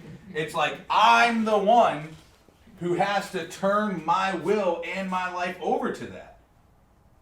And what does that mean? Rich or poor, sickness or health, good or bad, I'm gonna stay sober no matter what. And some people are like, you know what? I don't want that. And I'll say this. Third step is where you either keep going and the change really fucking happens, or you don't. And that's cool. You can keep on coming to the meetings, keep on talking to people, do that, but you're capping out your recovery, dude. You're capping out. It's like driving a rusty car. You restored it, it's drivable, it's got tires on it, but it looks like shit, dude. You know what I mean? Fix it. Yeah, and then all of a sudden you're like, oh, fuck that high gloss paint job. I'll go with the patina look. That works for me. Yeah. You know what I mean?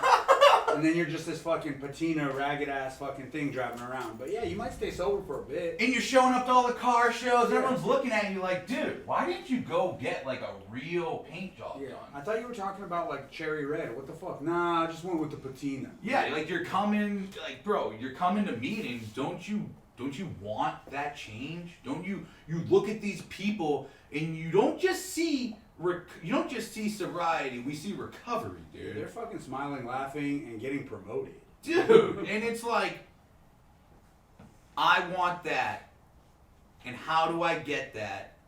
And the third step is like taking a look at both sides. The third step is, okay, do I think I can control it? You know what I mean? Or have I for sure ruined my life? And then if I want to fix with my problems I have with this tool, what does the journey of using that tool look like?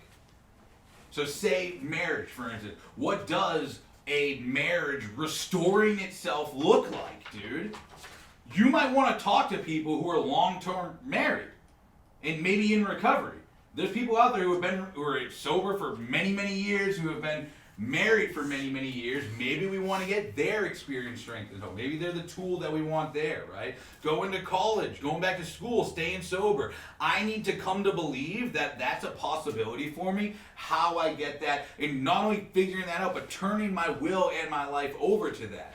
That means doing what I'm saying, keeping my word. And if you can't do that, you can't be restored to sanity. You're not gonna get there, dude. And you're gonna say, why am I not there?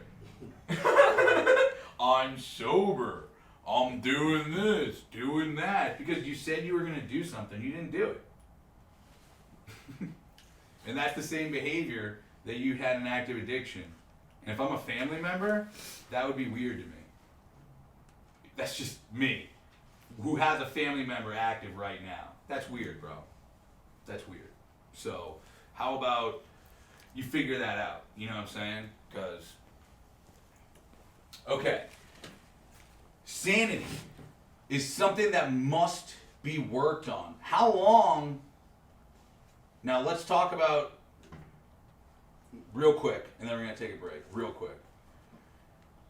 We did the difference between one person going to one meeting a day. Remember that last week?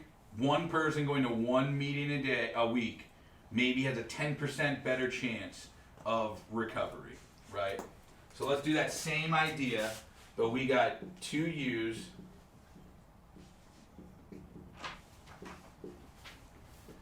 And one does nothing, and one does the program. Program being 90 and 90, steps, sponsor.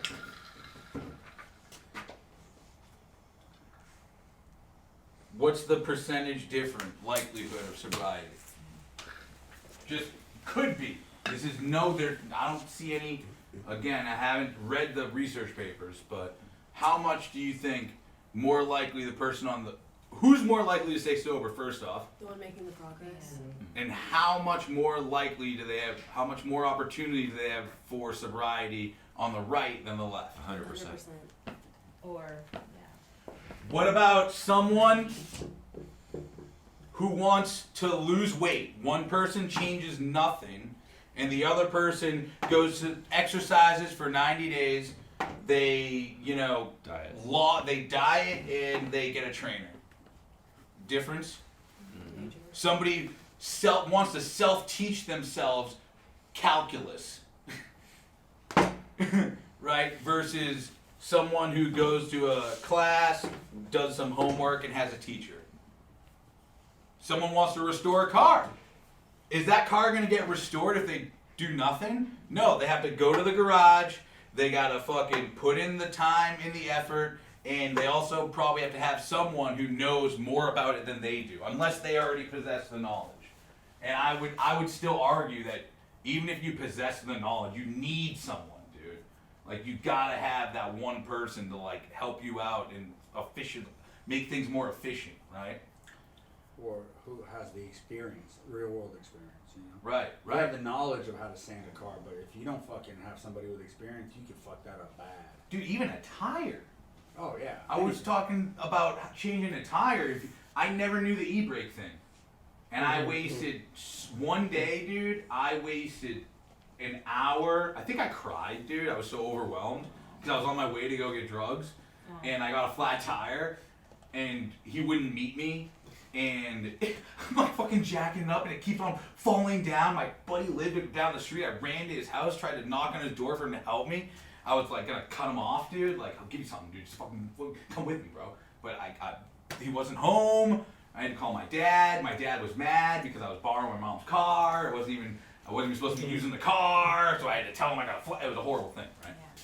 But if you are missing that key piece of knowledge, that key power of just putting the e-brake on, you're wasting time, you're wasting effort, and you're bogging yourself down. You could have been to that, well, if you had taught me 100% of how to do this, instead of 90, flip it on his ass, you know? Oh man. Okay, so now we're gonna take a break, and when we come back, we're gonna start talking about third step. A little third step intro, and what is the third step? What does it mean in relation to steps 1 and 2?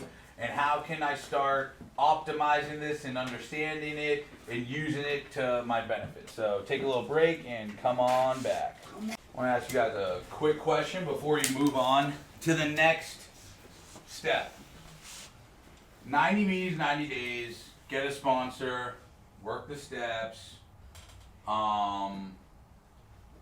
read literature, get a home group, don't use no matter what, stay out of a relationship for the year. Not a suggestion, it's not like the suggestion, but let's stick with these 3. 90 and 90 steps sponsor.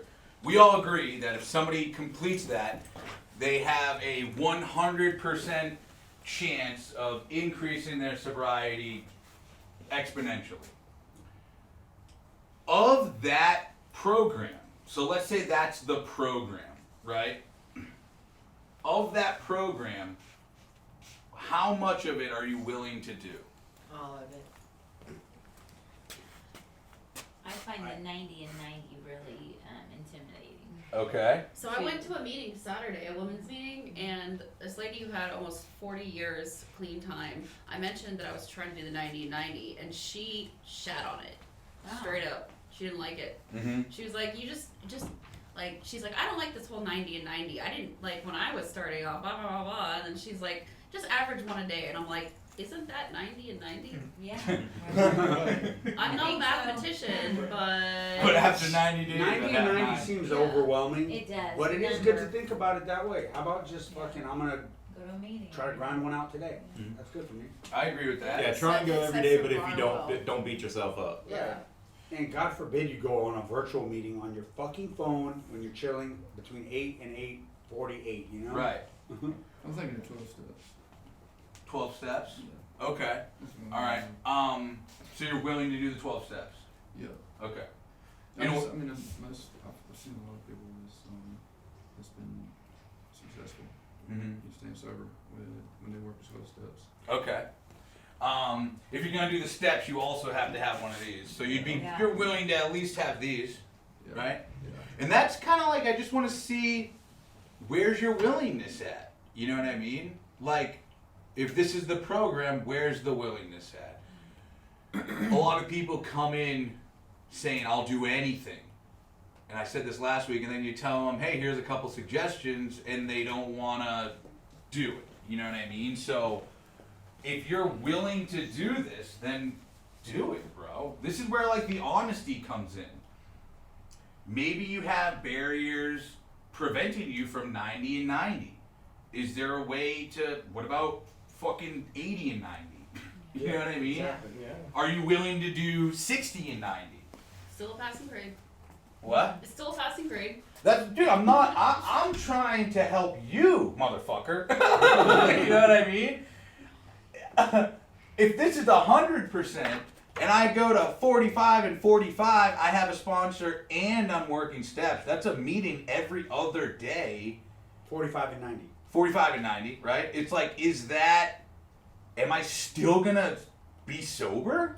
You're still Yeah. exponentially increasing, maybe not 100%, but, or still 100%, yeah. Well, let's use a different goal to just kind of understand this, right? I love using weight loss or just fitness in general. Just because someone doesn't go to the gym every single day doesn't mean they're not developing a really good, healthy behavior. You see what I'm saying? Yeah. And this is just me speaking. I also am afraid and very strongly dislike failure. Yes. So the fear of failing as a result of missing one can prevent me from even, trying it. And I don't think about that when I'm taking an exam. You know what I mean? I'm like, well, I don't have to get every single question right. I have to get most of them right. Yeah, because the bar's been set for you, and that's almost an easier thing. Mhm. Setting your own bar, it's like, fuck. Yeah, That's an extra. That in itself is a fucking exam, Exactly. Where should I set the bar? And then you just get stuck on that and ruminate on that for too long instead of getting your ass up and doing something. Just take the fucking test. And then you're like, I'm not going to set the bar low. I'm not a low bar setter. Well, no, set the bar low, douche. Yeah, right, exactly. That's true, especially for us all or nothing thinkers. But I have a legitimate question. Yeah. Is there such thing as recovery burnout? So, say you are going gung ho, 100%, doing everything and pushing yourself to the point where you just get fed up. I'm not there. I'm just curious because you can burn out of pretty much anything if you overextend You can get addicted yourself. to recovery and then burn out on it. I agree.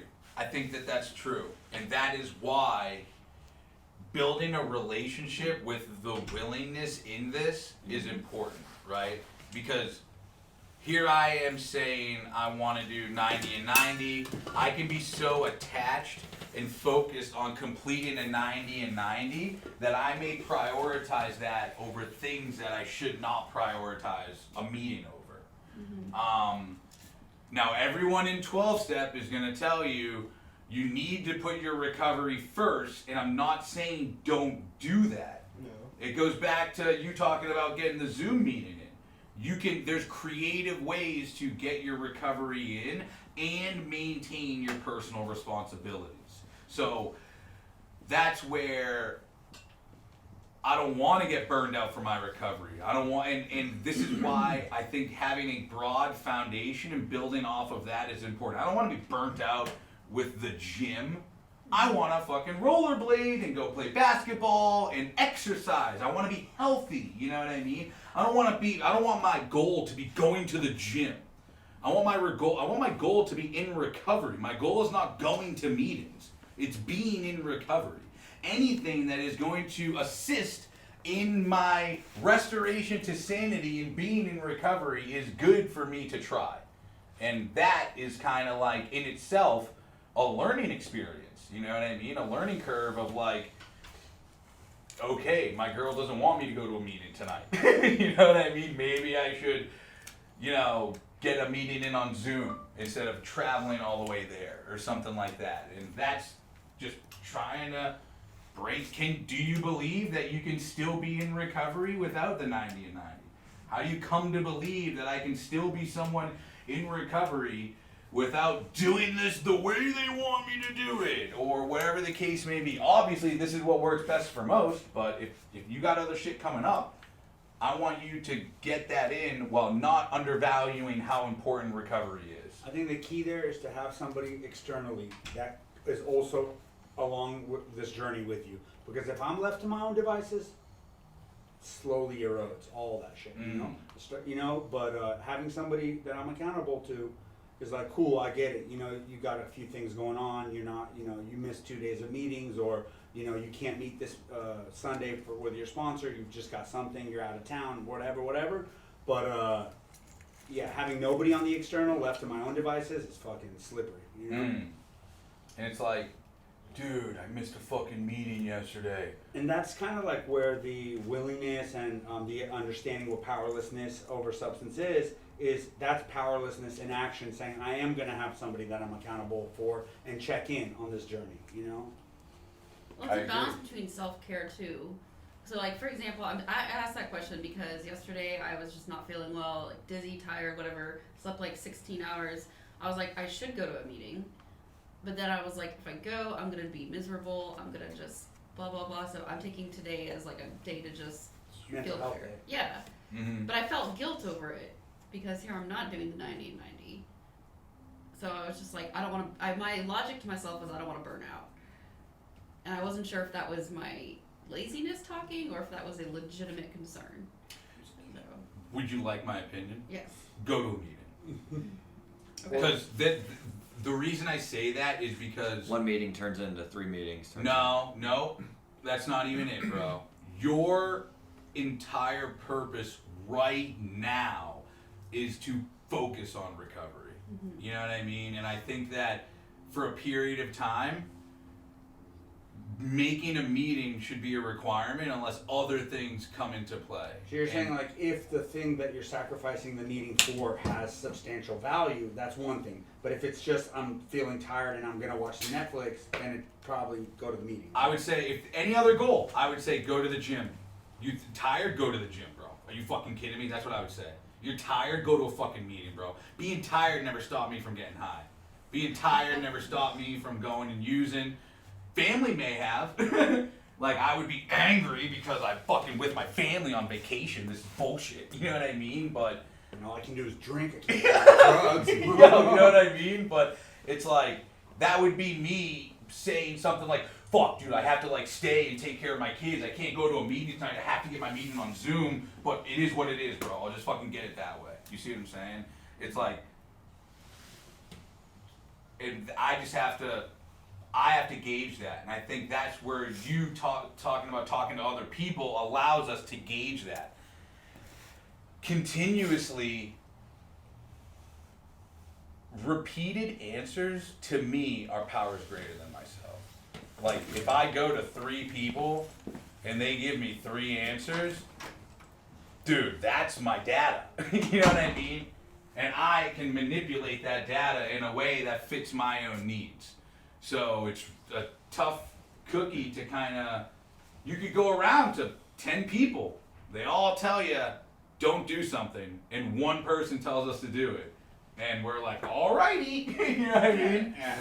Well, for me, when I reason like that, especially when I'm using, that leads me to complacency. And I start getting in the habit of making excuses not to go. That's for me. Yeah. Personally speaking.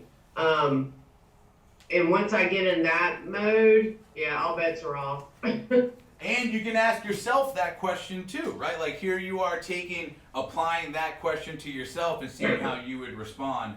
How do you see yourself saying, oh no, I'm too tired to do this today, and having problems experienced as a result of that? That's another question to ask, you know what I mean? But there's a lot there. Like if you're tired, sometimes you feel like you're coming down with something and maybe you don't want to, maybe you want to try to fight it, take a few airbornes and lay down and fight it back. So there are, you know, but I just think that the beauty of these virtual meetings, especially since you can just do them from your phone, And you can even do call-in meetings when you're stuck in traffic in the car. Yep. I agree. And I think when I can't go to a meeting or I feel like I'm a little bit guilty, I just call somebody sober and talk about recovery for 40 minutes, and that's like a meeting right there. You know? Yep. So I it's agree. better than a meeting. I agree. I've gotten burned out before already, like throughout this You doing process. it cold. Yeah, I wasn't gonna try to mention that often. Sorry. Because But you're rowing, dude. You need I to be was like, sailing. man, like 3 hours a day, and you know how you were saying like everybody, you could ask people around you, and if they're all giving you the same data, I mean the data's right in front of you. Everybody was telling me I do this every day, 3 hours a day, sit around in the parking lot, talk to people, then go to a meeting, stay after for like another Yeah, hour that was and a half. fucked up, bro. And I'm like sitting there like, how the fuck do you guys have regular lives and have time to manage anything else but your recovery? And like I was like, I already go to to a PHP for 5 hours. Then like I barely have time to do anything. Then come here and everybody was like telling me, I mean that's just what we do. I mean that's just how you stay sober. I mean granted, yeah, I found out later on that it was a cult. But that, Yeah. they're not. They were crazy, kind of, but you know, I was like, I mean, and everybody, I mean, people still push 90 and 90 everywhere. Like they did too. My sponsor doesn't. It was a lot more extreme, but like I feel like everybody kind of pushes 90 and 90 for the most part. And it's like if you keep hearing that, I'm like, well, is this the statistic that I have to follow? I mean, like it kind of does stress me out a lot. Just Yeah, thinking about it. I mean, yeah, maybe I should not think about it like all like in total instead of just doing it day by day, because I mean that tends to work for the most part. But like sometimes it's like, yeah, I would like to just. You're a creative dude.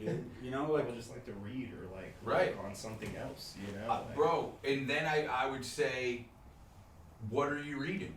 Yeah, I mean, it's You know what I mean? still beneficial towards like recovery and stuff like that, or like even like creating art in any type of way, or like thinking of shirt designs. Like I think like I feel like I should still be able to incorporate all that. You know? Absolutely. And like not have to worry about like being like, damn, I didn't go to a meeting today. I feel like shit for not going. Like, but I want to do something that also benefits me. You know. But you bring up a good point of like, I'm not going to spend 4 hours a day doing this, but I want to do it. Yeah. So, okay, there you go. That's a decision. And you're the one who has to decide, is this going to make my life better or make my life worse? I am someone who believes in exercise. Bro, I have the ability to be out running, rollerblading for 2.5 hours if I want. What's going to happen if I do that? I'm going to be too tired. I love doing that. I love doing that shit. I'm going to be too tired. I'm not going to perform at home. And I'm also probably not going to be able to exercise the next day. You see what I'm saying? But I want to exercise. Exercising for that long, not that good. Can't exercise. 30 minutes isn't enough for me. Yeah. 3.5 hours is too long for me. What about an hour? Solid hour. What 90 and 90 does for me that I couldn't do for myself was it taught me how to dedicate 1 hour a day of my day to bettering myself in whatever degree that is. Yeah. I got into a pattern of taking time out of my day to specifically make myself better in an area that I am weak. You are great in many areas, and you don't need to work on those.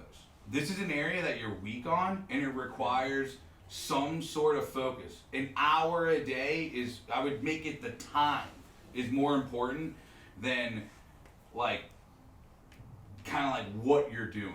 You could take that time, bro, here, my exercise, if I want to do an hour a day, I can start doing push-ups for 15 minutes, and then I'll do the other 45 later, bro. If I'm going to get my recovery in, you could get it in the morning, in the afternoon, and the night. You know what I'm saying? It's like, I suggest getting it in an hour a day, whether you're creating art, you're fucking going to meetings, whatever the case may be. Now, we're all here specifically for the reason of recovering from addiction.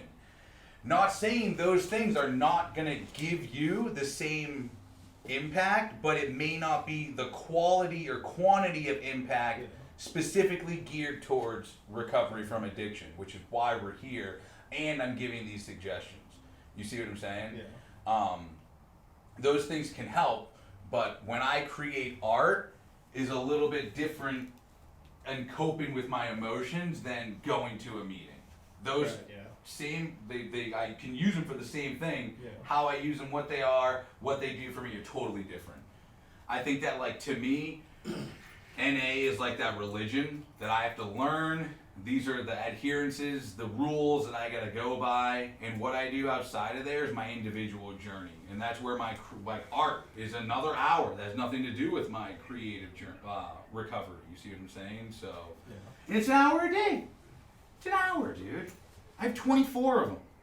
And in the next class, we're gonna learn about managing time is super important, dude. Having realistic and unrealistic ideas about how long it takes to actually do something. Or You know what I mean? Or what you can fit in one day. Bro, that's what I'm saying. Like, I can't go to the gym for 2 hours a day anymore, so now I gotta go for a fucking 30-minute run. And that can get me the same different results, but the same, like, health that I want foundationally. It goes back to your expectations. What really helped me with this is having a guilty conscience too. I mean, that's helped me a lot. Like a guilty conscience? Just having a guilty conscience. Like turning it around and manifesting it into like doing work. Yeah. Kind of like I mean, it's like Like the way you said, fear kind of can be a good motivator in a way. You know what I mean? You know, it has. I mean, it started like when I started. Yeah, I mean, having a conscience of it. I was like, I've had a relapse. You know, relapse before, or you know, went back. But it's like it really, instead of just not caring, you know, it really affected me. You know, because I started working this program and got involved in it, and it's like that's all I could think about. You know, I couldn't enjoy anything I was doing, or I mean, because I had that conscience, and that got me right back into it. But you know what I'm saying? So is it kind of like an appreciation for your bottom? Like you don't forget how bad it had gotten? Yeah. It's guilty conscience can be both sides of the coin. We obviously understand that, but if you can manifest it into something that motivates you to do better, then more power to you. You know. Yeah. But at some point, you gotta let that shit ride out. Mm-hmm. Now, thank you for sharing. Yeah, because dude, and again, it's like it doesn't matter what motivates you.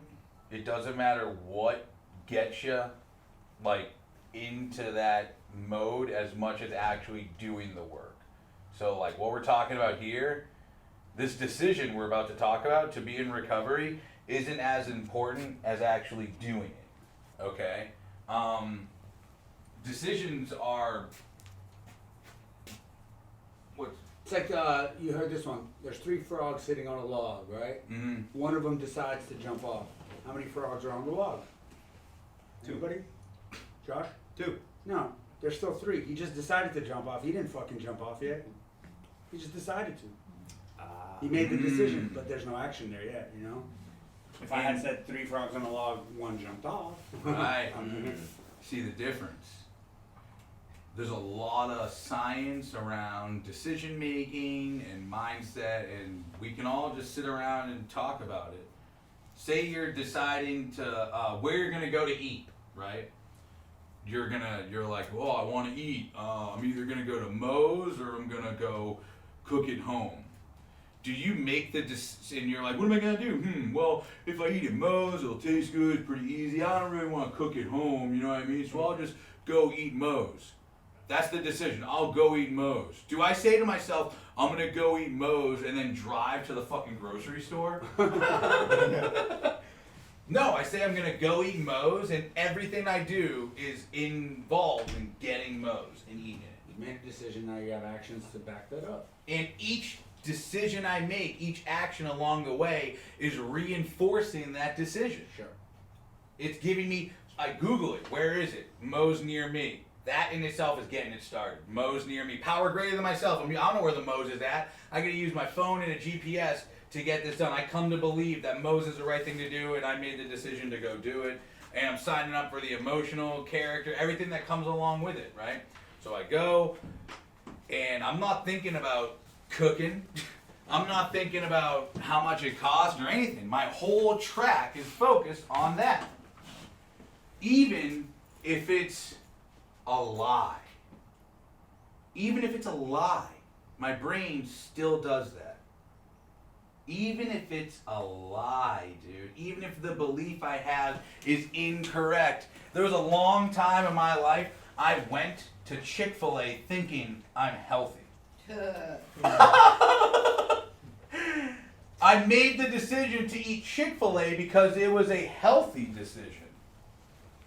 I justified it with denial, rationalizing, justifying, saying things like, it's chicken.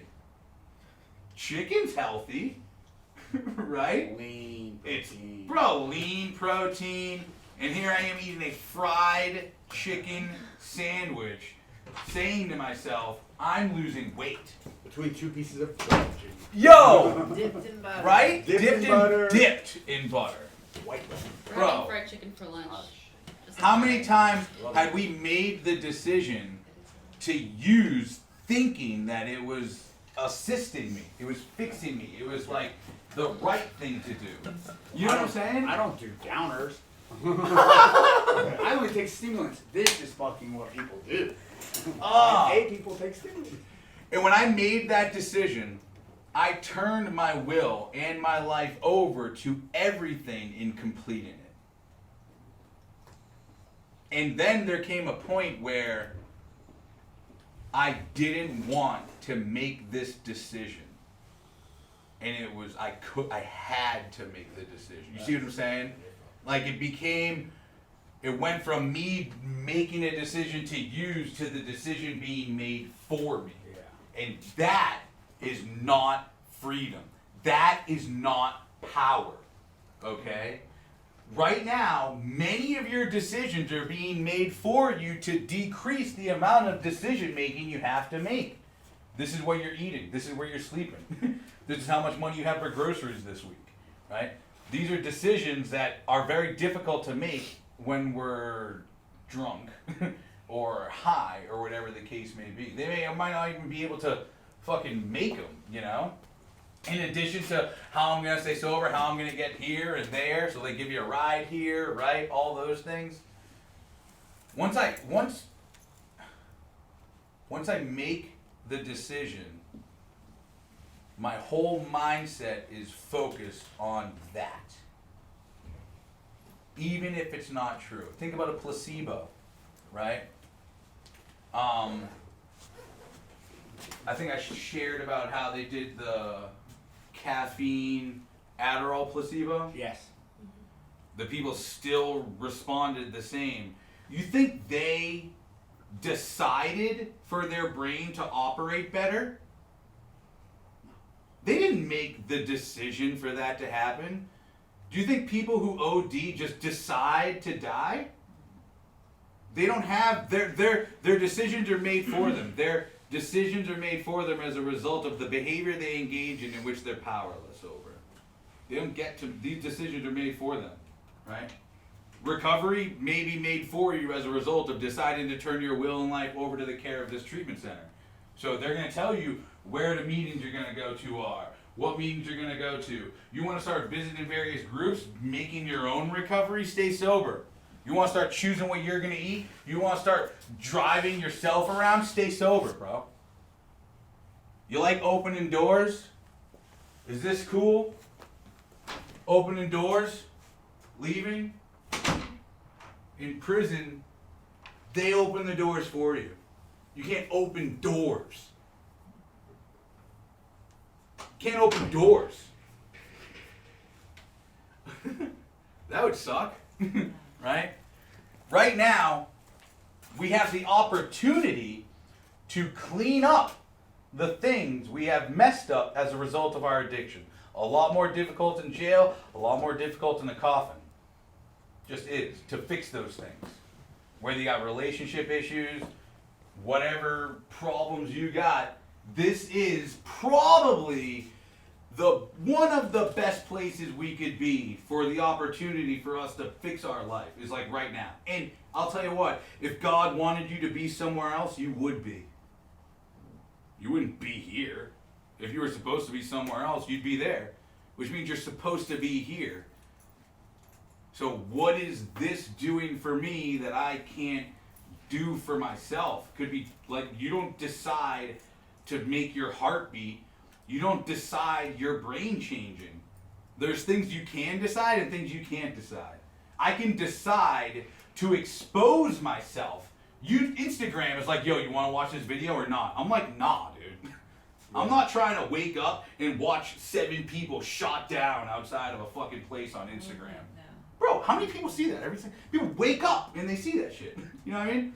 I'm not trying to see that. I can't control how many times that image pops up in my head throughout the day as a result of exposing myself to it. I saw this guy, I think I shared about the guy who I saw died in a car accident a couple weeks ago. The guy in the yellow sweatshirt. No. Dude, this guy in a yellow sweatshirt, I was driving and he got into a car accident and was like crushed in this car, and his head and arm was sticking out like that. I don't get to choose how often the image of that pops up in my brain. You know what I mean? It just does. I don't decide that. And I'm the one who has to learn how to manage a brain that has that popping up. If I don't learn how to manage that, then I am just victim to it. You see what I'm saying? I'm victim to like my own thoughts and experiences. So how do I make decisions without deciding it, bro? Like, that's a lot of decisions every fucking day. You want to continuously make easy decisions. You want to like somehow get yourself to a point that these decisions are so easily made, I don't even have to think about it. You know what I mean? And that's where, if you continuously expose yourself to meetings, your decision to go to a meeting is going to show you where they're at. You're going to meet people. You're powerless over that. You're powerless how these people change you. You're literally setting yourself up for the opportunity to have this done powerlessly. You know what I mean? Easily. Planting good seeds. Huh? Like planting a good seed. Literally, yeah. But if I don't get out there and plant the seed, it never plants. That's the thing. Like, you have to literally go out there and go like this. And then you gotta take a little bit of water and make sure it's in a good area where there's sun. And then you leave. That's how, and then a whole fucking tree can grow from that. And it's like, if I just go to a meeting, raise my hand and say, what's up? I'm Jimmy, I'm a fucking addict, and I don't believe any of this shit. It don't matter what you said. I don't believe none of this. I don't listen to any of this shit. Fuck you guys. Don't come up to me after the meeting. I'm out of here. Dude, that's building experience.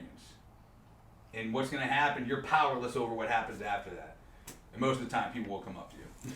They'll be like, hey, what's up, man? I like your share. Why? I told you to fuck off. You know what I mean?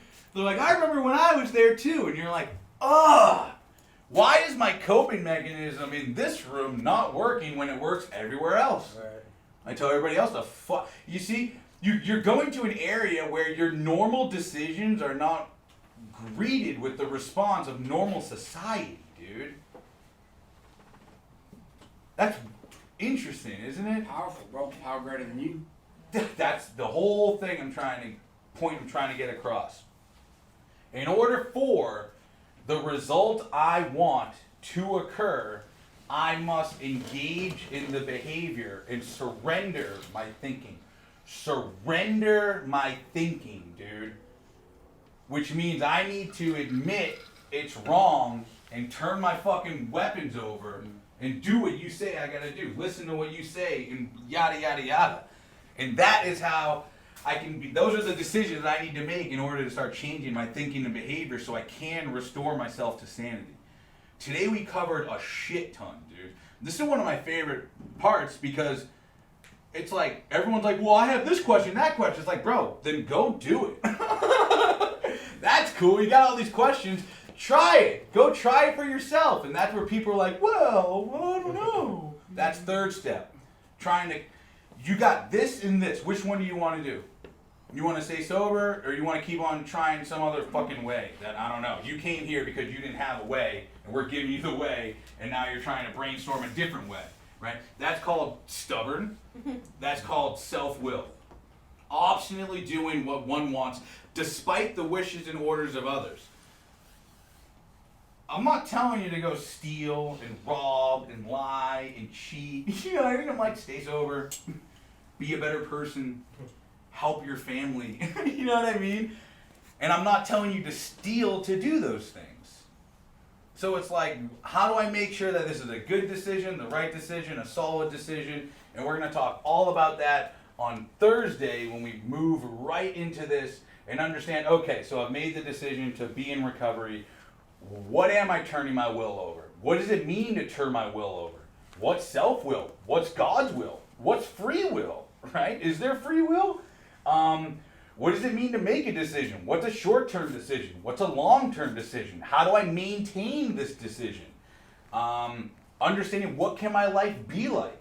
If I surrender completely to the program and turn my will and life over, what potential can come out of it? I don't fucking know. These are all questions that hopefully we can get over the next couple weeks. And after next week, fourth step begins. And that is not, bro, that's like 8 weeks. We talk all about fourth step. For how many? 8. 4 weeks, not 8, because this is 2 classes every week. If it was 8 sessions. Yes. Yep. So, and it's in depth. We go over resentments, fear, feelings, relationships, sex, abuse, assets, and secrets. Okay, we go through all of them. We got activities planned and everything. But in order to get through that, we got to get over this next week and a half. So, but be prepared for that. And I thank you guys for having me today. We did Power Greater Than Ourselves, Restoration to Sanity, a little intro into third step, and we're moving on into the third step next week. You got one of these beauties? Thank you. Thank you guys. No, what is that? This is what my sponsor gave me yesterday because I'm starting at 4.